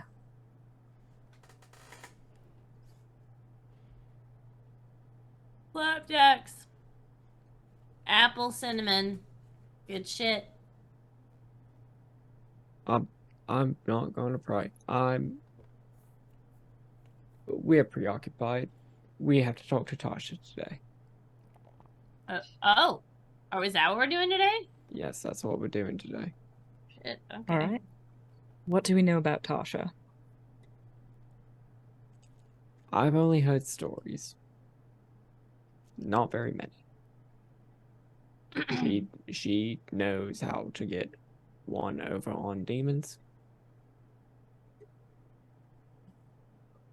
We would just like to ask for advice. All right. Well, how friendly is she? I have no idea. What is her opinion going to be of a Caelum? I have no idea. What is her opinion going to be of Gorlon? Oh, Because Okay. I'm willing to pull rank if it's going to help, but if it would I- be best for me to stay silent, then I should probably know. I mean, are your spells in the player's handbook? I don't What? think you can pull rank. Caleb's nose bleeds in the shower. What the fuck?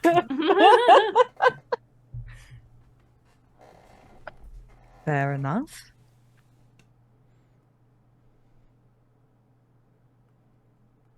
Be charming, respectful. Yeah? I mean,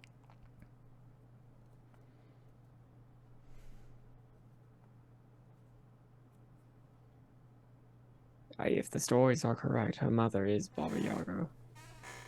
Who's a hag, right?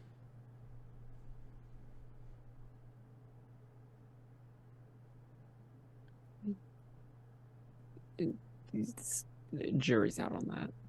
Right. Well, then, what do you know about Baba Yaga then? Mother of witches, creeping hot. Tends to be pretty reclusive. Is she anything like Illustray? No. In a good way or a bad way?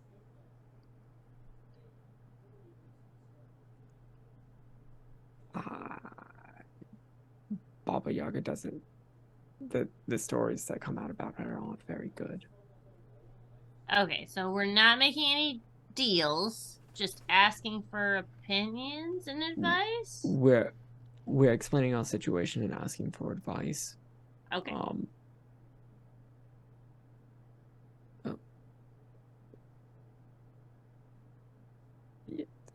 Apparently she's powerful enough to be creating her own plane, which is where we might be going.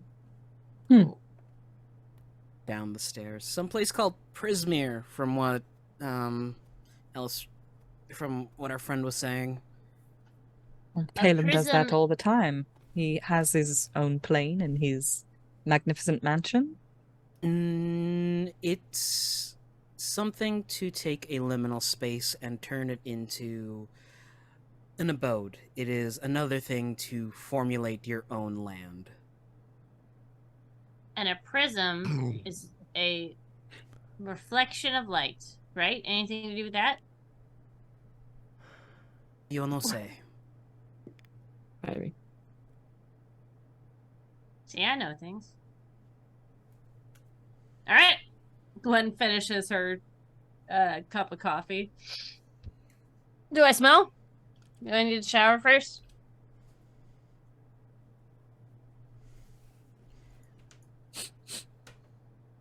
Smell kind of boozy. Oh. Was you? She motions. I'm not that kind of wizard. Oh, Cori, can you do the thing? What thing?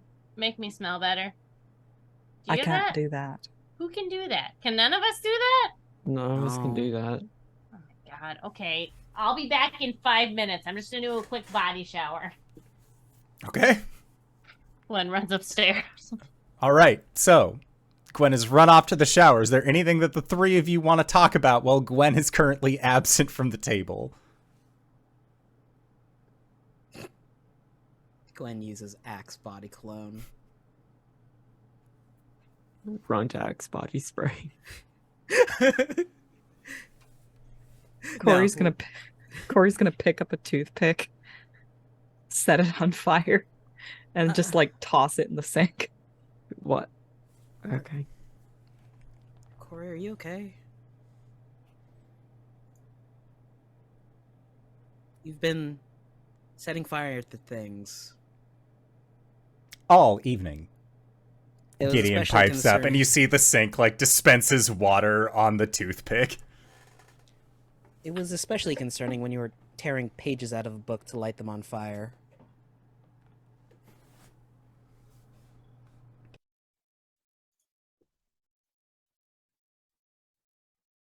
I have to be completely honest with you.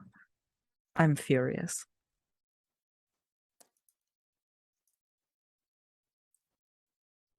In general, or at something in particular? I'm furious that Gwen's god has been hurting her, and that Gwen didn't trust us enough to tell us about it.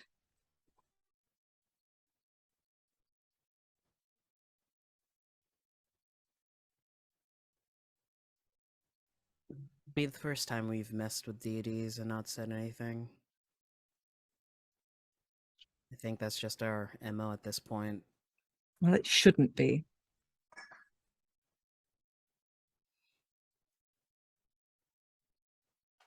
There's a Should we lot of hold- undue suffering that happens when we don't talk to each other. And I know that better than anyone else.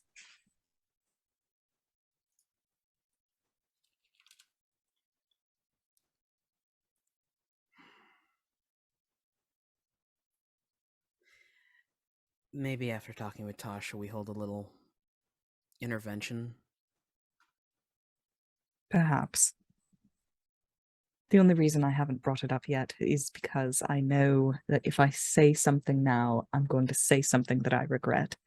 And it's only going to prove her right for not wanting to talk to us. So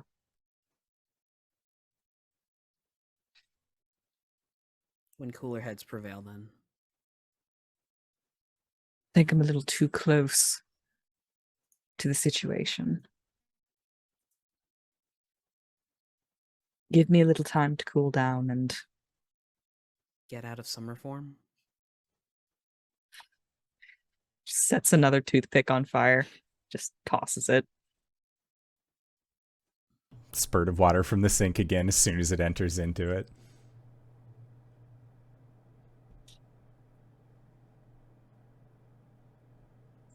We'll get there. Yeah. Didn't we all promise no more secrets from each other?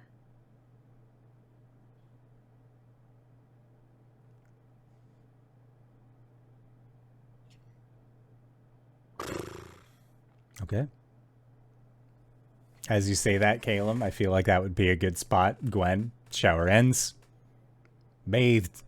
Already. Got that shit taken care of. On lock. You smell great. Why does a shower always feel the best after you've been drinking? It's the regulation body temperature. If you ask Gideon, Gideon's response will be that when you sleep, you sweat out all of the booze. The shower is just cleaning the skin. You're a very smart house, Gideon. I am more than a house. You're a friend. I am a home. Oh, hit me right in the feels, Gideon. All right, so we're gonna go talk to Tasha. I'm gonna be as quiet as possible, probably, right? Just to confirm, who's talking here?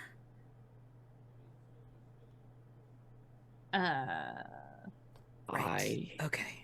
Arjhan? I can explain our situation.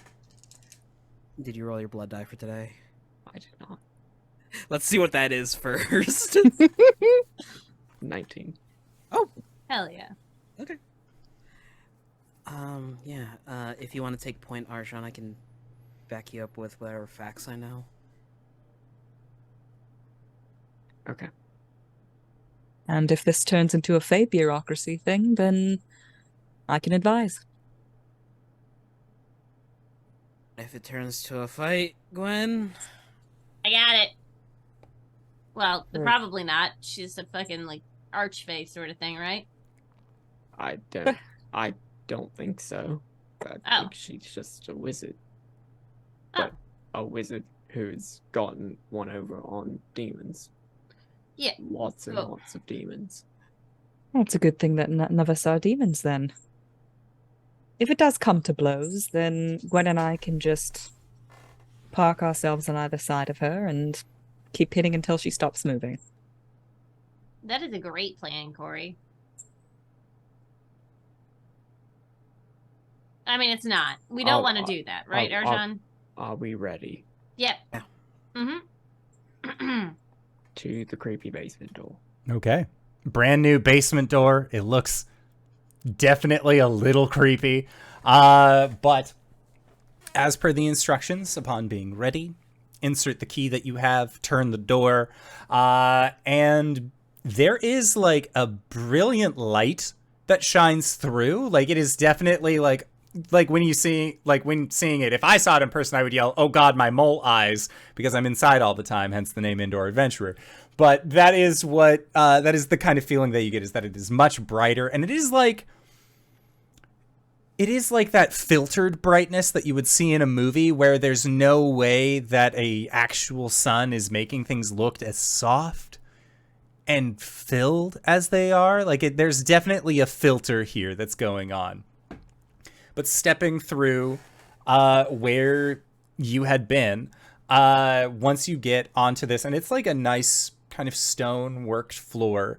Looks like it's made with expert masonry. As soon as you pass it, the door behind you shuts, and you see that there is that second half of the spell circle that had been there before, as well as a door that looks very similar to the door that you had entered through, although now the door is periwinkle. Who would have thought? But in this place, you can see that you are in a walkway. There is a beautiful garden that surrounds you. There are topiaries. There's a little staging area that you can see is like set up with like teas and cakes and all sorts of things there. And most notably, you can see that there is a large palace that is in the process of being built. It doesn't look like it has fully finished its construction, but you can see that there are like rabbit people that are operating some pulleys and cranes, getting things together. There are frog people that are in the process of also like kind of digging out moats and other things like that. It seems like there's a variety of workers who are here. And when you all step through, standing here and kind of looking about, you also notice that at the end of the walkway facing towards the other direction, there is a massive gate, but the gate's bars have been pulled up to allow passengers through, and you just see a silhouette of a long cape blowing in the breeze, a large wide-brimmed hat that sort of like crooks a little bit at the top. And you see that there are slender arms that are outstretched and just holding in a position. Caelum will stop everyone. And it looks like they are not facing your direction. Can I Arcana to see if they're casting a spell? Yeah, make an Arcana. 30. It does indeed look like they are crafting a spell. We should probably wait till they're finished. Who's that? Okay. They're casting something, and I don't want to find out what happens if we interrupt. Fair. Okay. Is this one of those 10-minute spells, or is this one of those 7-hour spells? Is there a place set up to wait? Yeah, there's like a little waiting table, not too far away from where you are. And it looks like as you're sort of like, do we wait here? Like, do we do this? You see that the arms fall and like roll the shoulders a little bit. There's a quick turn, and you see that there is a slender looking woman. She has what looks to be like the heart lipstick on her lips. I don't know what it's called, but it's like a little bit. It goes down. Cupid's bow. The Cupid's bow. And there is also what appears to be a chicken foot that is tattooed along the upper cheekbone of her of the right side of her face. And her clothes are very like very nice, rich grays and dark blues. And as this woman turns and looks at you, again, this sort of raven black hair kind of cascading off of her shoulder to about just a little bit past. It doesn't go down further onto the chest. It's just sort of resting. And she looks curious. And you see that she will put a finger up to her lips and sort of tap it. 1, 2, 3, 4. And you see that there is a magical effect that occurs on her finger as she casts this 4. There is a moment where things feel out of place and she is directly in front of you, but like there are other things that have like shifted in place. It looks like she has somehow stopped time in order to actually approach you. And she's now sitting at the table and just says, I would like to say I wasn't expecting company, but I'm always expecting company, especially when dear cousin ends up saying that I'll have visitors. Hello, hello, hello, and who might you all be? Hello. Hi. I'm Arjhan. This is Caelum, Gwen, Cori. She'll stand and extend a hand out. Oh. And she will take yours, and Gwen, as she takes yours, and like you can get a good look at her eyes, like she, like normally from how far you saw, like they looked very dark, you couldn't get a good read on them, but now that you're closer, it is like a deep rich wood, but the circle right around where the iris is, there is this rich verdant green that seems to shine through that you can only see when you are this close to that person. And she looks at you, brief smile. Gwen. Hi. Gwen kind of like sits back down, like Shakes your hand. Caelum. Cam takes the hand, gives a small bow. Extends the hand out to Cori. Cori takes it. Small bow. And then extends the hand out to Arjhan. And he will shake it. Cori, Arjhan, Caelum, Gwen. You may call me Tasha. Now, again, it's not often that my cousin sends visitors. If you'd like to sit, you can. Otherwise, we can all speak standing, although it's not as comfortable. Can I interest you in a chaise lounge? We can make one out of the topiary, or if you'd prefer one with fabric, it will take me roughly about 6 seconds to make. If you need anything, please, just let me know. This is my first great work, mind you.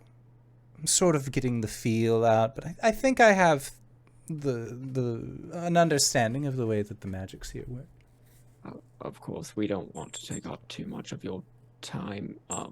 Mostly, we just wanted to ask for some advice. You see, we're an adventuring group who has a pretty dire situation in front of us. We need to retrieve the true name of Caius from Orcus in order to stop him from devouring our world.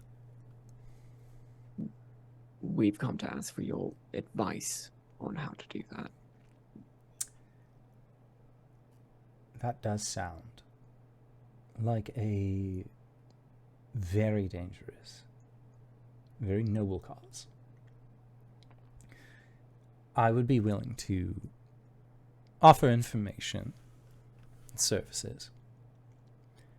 In order to do so, I would ask one thing of all of you. If that is within my right, within my means. There are 3 rules that we have here. One of which is reciprocity. Sort of this for that, as it were. So what say you? Seems like you need something rather pressing, and maybe I have something to offer that is equally as important. you said 3 rules. Yes. One of them is reciprocity. The other is hospitality. And then there's a third one that I'm still working on, and/or the DM can't remember what the third one is on top of his head. That's fair. As long as you're not trying to be tricky. What have you said so far? Reciprocity and Hospitality. Oh, shit, now I can't remember the last one. I've got notes. I got notes on this shit. And the third one. Reciprocity, hospitality, and ownership. I'm still working that one out. It's very difficult. Like, I'm going to be real with you all. I've never made a plane before. This is sort of a first run, a test. I'm thinking this plane, like, make like one big one, but like divide it into 3 different pieces. One could be like all like craggy and mountains and rain, and the other could be more like a forest with a big pond, and then the third one, if it ain't broke, don't fix it, a large swamp. I actually kind of like swamps. They remind me of home a little bit. I understand the feeling. What I would ask of you, and I will make my request first. It's not something I normally do, but I understand, again, what your request is. I would like that none of you tell anyone that I'm here. If you are to speak to me or speak of me outside of this place, I'm testing out the name Zbilna. I think it'll carry a little bit further if you could just tell people Zbilna's very kind, very nice. She's wonderful in this land of Prismere. I think it would draw a crowd. Okay. Does that sound Advertising reasonable for to you? You're not a god, right? No, Okay, good. I am not. There are those who have exclaimed otherwise in the heat of passion, but a god I am not. Gwen's eyebrows seem to leave her forehead for a moment. So, for the advice, we just give you free advertisement as Zbilna? Yes. Word of mouth can go a long way, especially in the adventuring industry. Would you agree? Of course. That and I seem to be in the company of some rather powerful fae. If you would let certain individuals know, she looks at you pointedly, Cori, that I am trying to mind my own business, that I won't be causing any problems for anyone for the foreseeable future. Just let me have this, and I'll make everything else that I've ever done go away, and people won't even remember Tasha. They'll update rule sources so it just says hideous laughter, and my name won't be associated with it at all. I'm aware of the other worlds. So what do you say? I help you, and in return, just pretend I'm someone else. Is that all? For now. I owe Alira one. She's always been good to me. Not true family. I am true family, but not really. Mother doesn't adopt children very often. I mean, do you need any assistance or anything? At this time, I don't think so. If you'd like to offer your assistance now, that's a different matter entirely. Or if you know a good noodle recipe, if you know a good... I'm still trying to work out the broth and the consistency of them, but... I got a good soup recipe. Well, I am always here for a good soup. It's almost soup season. Yeah, I I- can't I make it don't- as good as my mom, but I don't know about soup, but I could offer a sample. And I will pull out a potion of maximum power. That looks like quite the sample indeed.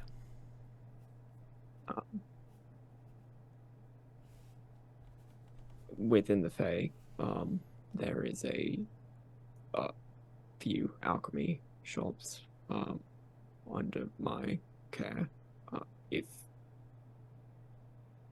If you require any sorts of potions that may take longer. I'm sure you know how to work around the Fae time dilation, but I would be happy to let the proper people know that I appreciate any help that you offer here. I do love helping. And I think I will take you up on this. And I will give her the potion of maximum power. She will gladly take that. If she lightning bolts us, she will deal maximum damage. Just drinks it real quick. Fireball! No, like, you're fine. She will gladly accept this potion of maximum power. And she says, this is quite a helpful tool. This is a wonderful sample. Now you were all curious about how to wrest the true name of Caius from Orcus. He is one that is not so easy to manipulate as the others. How do I put this? Hellbent would be putting his mentality lightly. This is an individual who existed for a time since the beginning of the Blood War.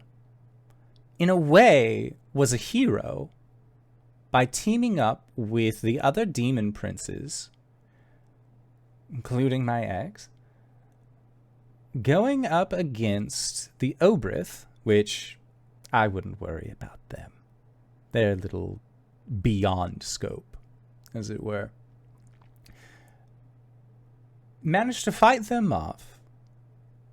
Effectively the son of the Pale Mother and Tharsden, in a sense. Died after becoming a demon lord. Reconstituted himself into a man named Tenebros. Became Orcus again. Died. Then went through the whole process of going from the very, very base of demonkind all the way through the ranks until he could become the Prince of Undeath. Once again, if there is anything that Orcus is, it is persistent in wanting to be Orcus. You have to commend him for that. As I'm sure you know, Orcus, very strong with his wand. The wand can be destroyed, though. Although it does take, let's see here, a little bit of a hard-to-find substance that I am not exactly bereft with, being the black blood of Tiamat's heart. If you can get some Tiamat heart blood and soak Orcus's weapon, specifically the wand in it, it would destroy the wand. Now, I will speak to you plainly. It will not destroy the wand permanently.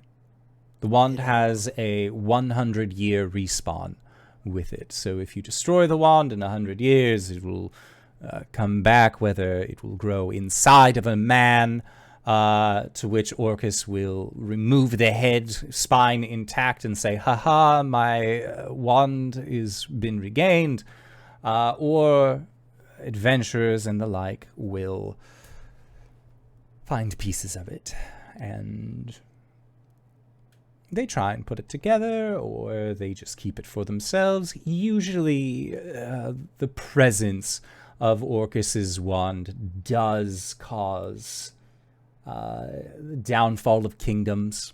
It's usually associated with it in some form. There was a man I once knew who actually gave his daughter a piece of the wand of Orcus as what he described as revenge. It was strange. He wasn't even really a follower of Orcus. He followed Kirianthali, but It's entirely up to him.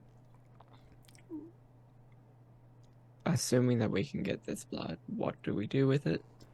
Well, you would take the blood, and you would put it into a container of sorts where you could dunk the wand of Orcus into it. That's what I'm assuming. I've never destroyed his wand myself.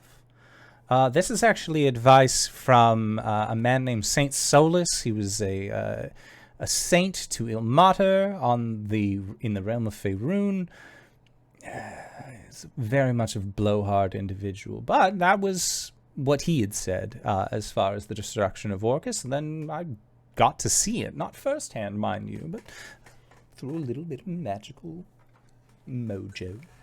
Theory, blah, blah, blah, blah, blah. No, continue. It's fun. Theoretically, if we had some sort of vessel that could contain, per se, greater fae beings and the like, would changing a few properties on it enable us to seal away the wand? I haven't tried. The wand isn't sentient. You might be able to... Well, there's banishing. You could always banish it to a demi-plane, keep it there. It does find a way to make itself a problem. And that is more Orcus's will than any. Yes, you with the nice eyes. Oh. So we destroy Orcus's rod thing. Mm-hmm. Then what? Because then he's just gonna be mad at us, right? And then he'll be very large, very big, but he won't have a sizable portion of his power. Oh, so we could just beat the shit out of him. Yes. He Ooh, does use okay. his mace as a club in that's no drastic problem. circumstances, I would say. So if you are within thwacking distance, it will be a rather sizable point of damage. Don't But- you worry, I can take a thwack. But You in look order like to- it. In order to do that, we would need to find the Wand of Orcus first, assuming that he does not currently possess it. That would be correct. What plane did you say that you were from? Corset? Corsair, yeah. And Tasha will sort of think for a moment and says, it's actually the man who gave part of the wand to his daughter. He's in a town called Woodfall on your plane, near there. Looks at the map quickly. I don't think Woodfall's in the map. Woodfall is between the gated glen and Silt Creek. Oh. His name is Galen. Galen Karevar.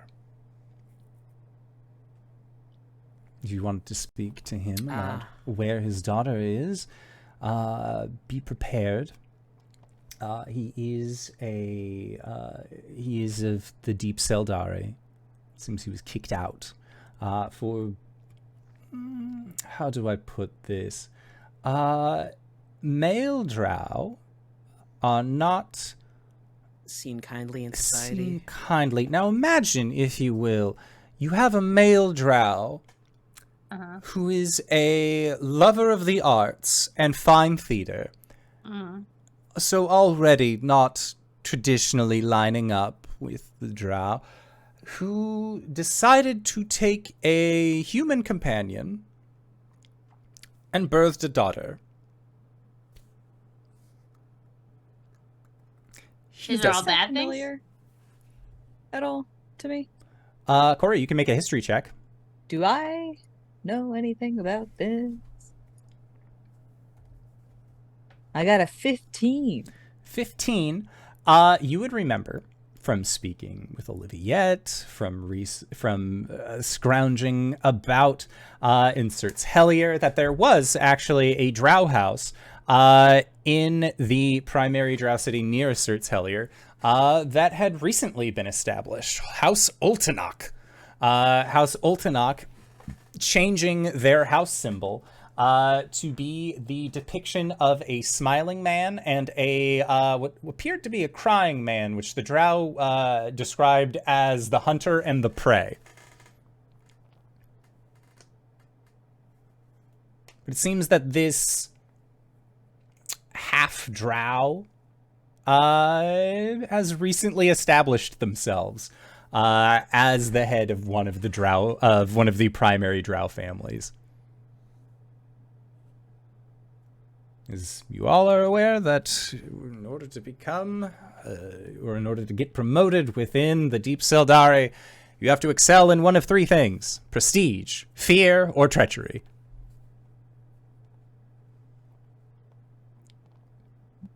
All right. So if you wanted access to the Wand of Orcus, he might be a good person to speak to. Otherwise, his daughter might be an individual. She goes by the name Charlie. A very delightful child. You had dinner parties. Why are you giving me that look? No, I know. I was just thinking that this was a lot easier than the other options that we had. Which, I mean, not that it's easy, but it's like a lot less like deadly. It could be deadly if you wanted. Did you want deadly? I can make it deadly. No. Look, I have a tribe to look after, okay? I can't just be running off doing suicide missions. Oh. Call it a hunch, but I...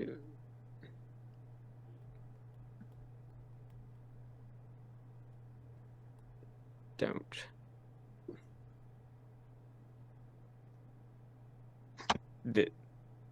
This is very good advice, and I feel like it's begging for things to go wrong as we pursue it. Oh, if it helps, if you do bathe the wand in Tiamat's blood, it will leave behind a gem, solid white, that if you instill or plant like a tree, it will create an anti-demon zone, which was... I've heard was rather useful. It was in a place known as the Bloodstone Lands. They were able to get that to pop off. See? Looking better and better. Does it have to be dipped or can it be splashed? As far as I know, submerged was the best option. However, the idea of submerging it while delivered through St. Solace was from Bahamut. And he and Tiamat, like, I don't know if it was one of those situations where he was like, yeah, you totally need to soak it in there, like get a lot of blood from Tiamat's heart, or if it was like you just need a light coating. I am not entirely sure about that one. Again, as I've stated, I'm not a god. I don't have omniscience. Maybe someday, but not now. Is that literal? Like Tiamat's heart's blood? That was how it worked previously, so I'm assuming. Effectively, Tiamat, dragon goddess. Yeah. Know of. Heard of her. Technically... I'm aware. Technically, could be considered a fiend. In order to oust Orcus, you would either need her blood, which we have records of that working, or the blood of some greater evil. Well, evil's a strong word. Some greater abyssal fiendish presence than Orcus, which cuts the numbers down quite drastically. I can't think of many more. There's Tiamat. There is the Pale Mother. There are a few of the Obrix. I really would not recommend that one. In a way, Thorisden would be one, but like, no one has access to him. We could we could probably manage. I guess my question is does it have to be like straight out the heart, or could it be like any of her blood? Oh, the heart. Definitely. The heart is the heart and the stomach are two parts of a whole when it comes to centers of magic, of where you can pull abilities from. That's why breathing is a very important aspect of spellcasting. Because you breathe from the heart. Yeah. Well, you don't breathe from the heart, no, but you can breathe from your diaphragm. In your heart, that is where all of the blood pumps through. Your blood does not pump through your stomach. Oh. Okay. We're all learning things today. So, once we get rid of the wand, what is your recommendation for actually getting the name from Orcus? Because I assume if we destroy his wand, it's just a 100-year waiting game for him. Yes. That is the stick of it, isn't it? Orcus does not, as I've learned, does not bargain. He does not like being able to have anything lorded over him. The easiest way possibly would be to offer him more land, more space. He has an entire layer of the abyss. He really isn't hurting for any. If you offer to bring him the heads of his hated brethren, the Demogorgon, he might listen. If you offer to bring him the head of my ex, he probably won't care too much. It's grassed, for those of you who are wondering.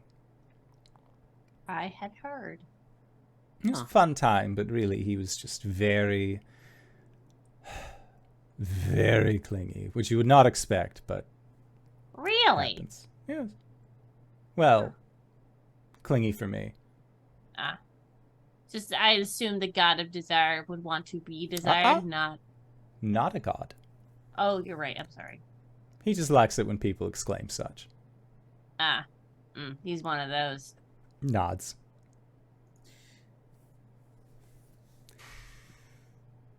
So he doesn't bargain. He doesn't bargain. He can be appeased. He's jovial, in a sense. Big belly laugh, as it were. But won't be if we destroy his wand. He might find it humorous if you destroy his wand. But that won't make him listen. That will just make the threat of him not listening a little bit more bearable. So our backup plan, if he doesn't listen, is to gank the wand and have a punching match. From what I recall, he doesn't particularly like melee combat. Not a big fan of that, no. Prefers spells, prefer hordes of undead. That's the thing, is that with the undead that he summons, it's not that he doesn't like the undead. He doesn't like anything. Doesn't like anything that's not Orcus. If he had his way, everything, everywhere. Dust, ash, and then him. And in a way, I mean, she looks around. I think everybody kind of wants to get away for a little bit, but his is a little bit more drastic.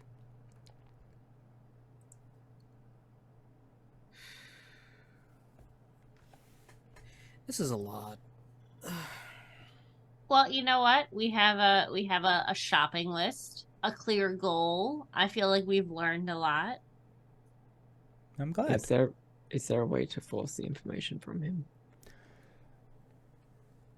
Yes.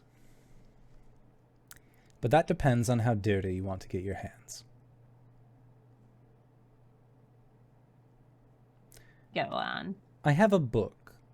Oh. A book that I have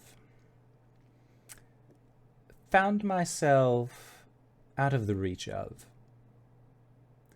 Inside of that book, there are the names of many, many, many demons. Many of which if you called on them, would be willing to serve you. Inside that book is also certain outlines were put into place that, should I forget how to bind demons, that they would act to remind me. One of you is a magister. She looks pointedly at Caelum. Well, you think I couldn't tell? You have young Elminster written all over you.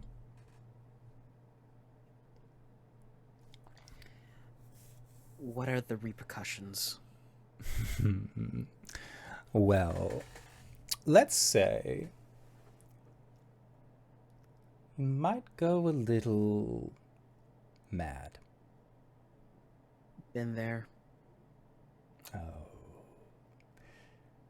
This is unlike anything that you will have experienced. Believe you me. This isn't something that you can will yourself out of. To take from the abyss, as always, will cause the abyss to look back. And sometimes it feels good to be noticed.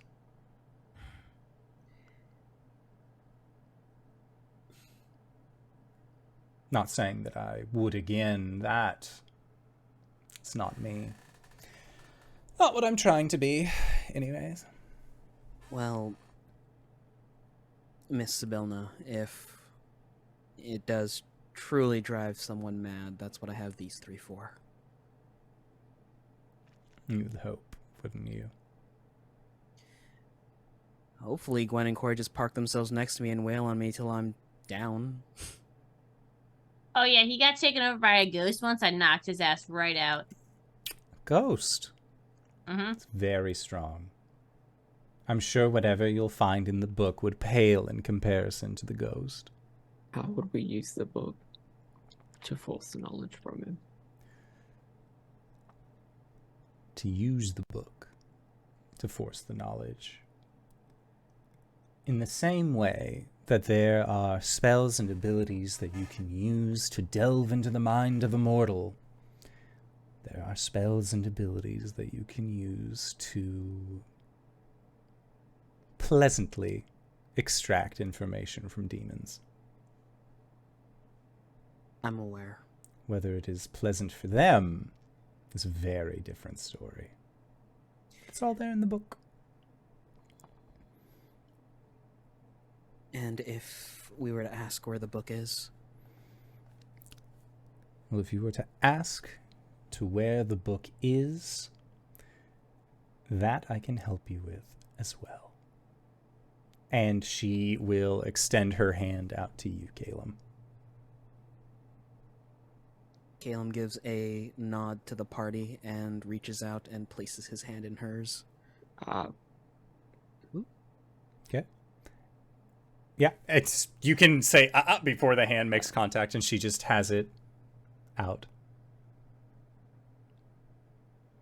If we're going for your rule of reciprocity, we wouldn't want asses for nothing. You've already given me something incredible today. The sample. The recipe? I have another sample. Oh. And I'll pull out the potion of Draconic Majesty. And you see that her eyes, like, they grow. Not like anime, like, haha, but like, she definitely is like, oh.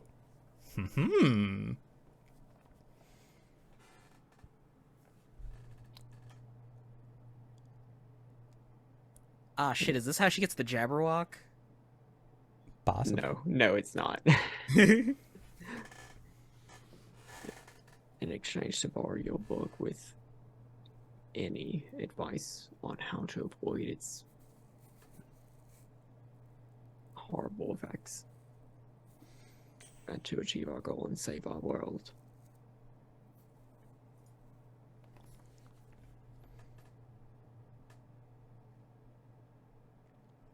I hand her the potion. She will take it in her hand. And you see that there is just a brief flourish, and it is no longer in her hand. She seems to have sequestered it into her robe sleeve some magical way. Now, if you want to buy one of those, it's very expensive, and it takes about 6 months to actually create one. So, she'll nod, and there is a little bit of a giggle that comes out with it as well. And she says, the rules on how to use it, the dangers that it will entail, and a means of getting the information that you need from Orcus.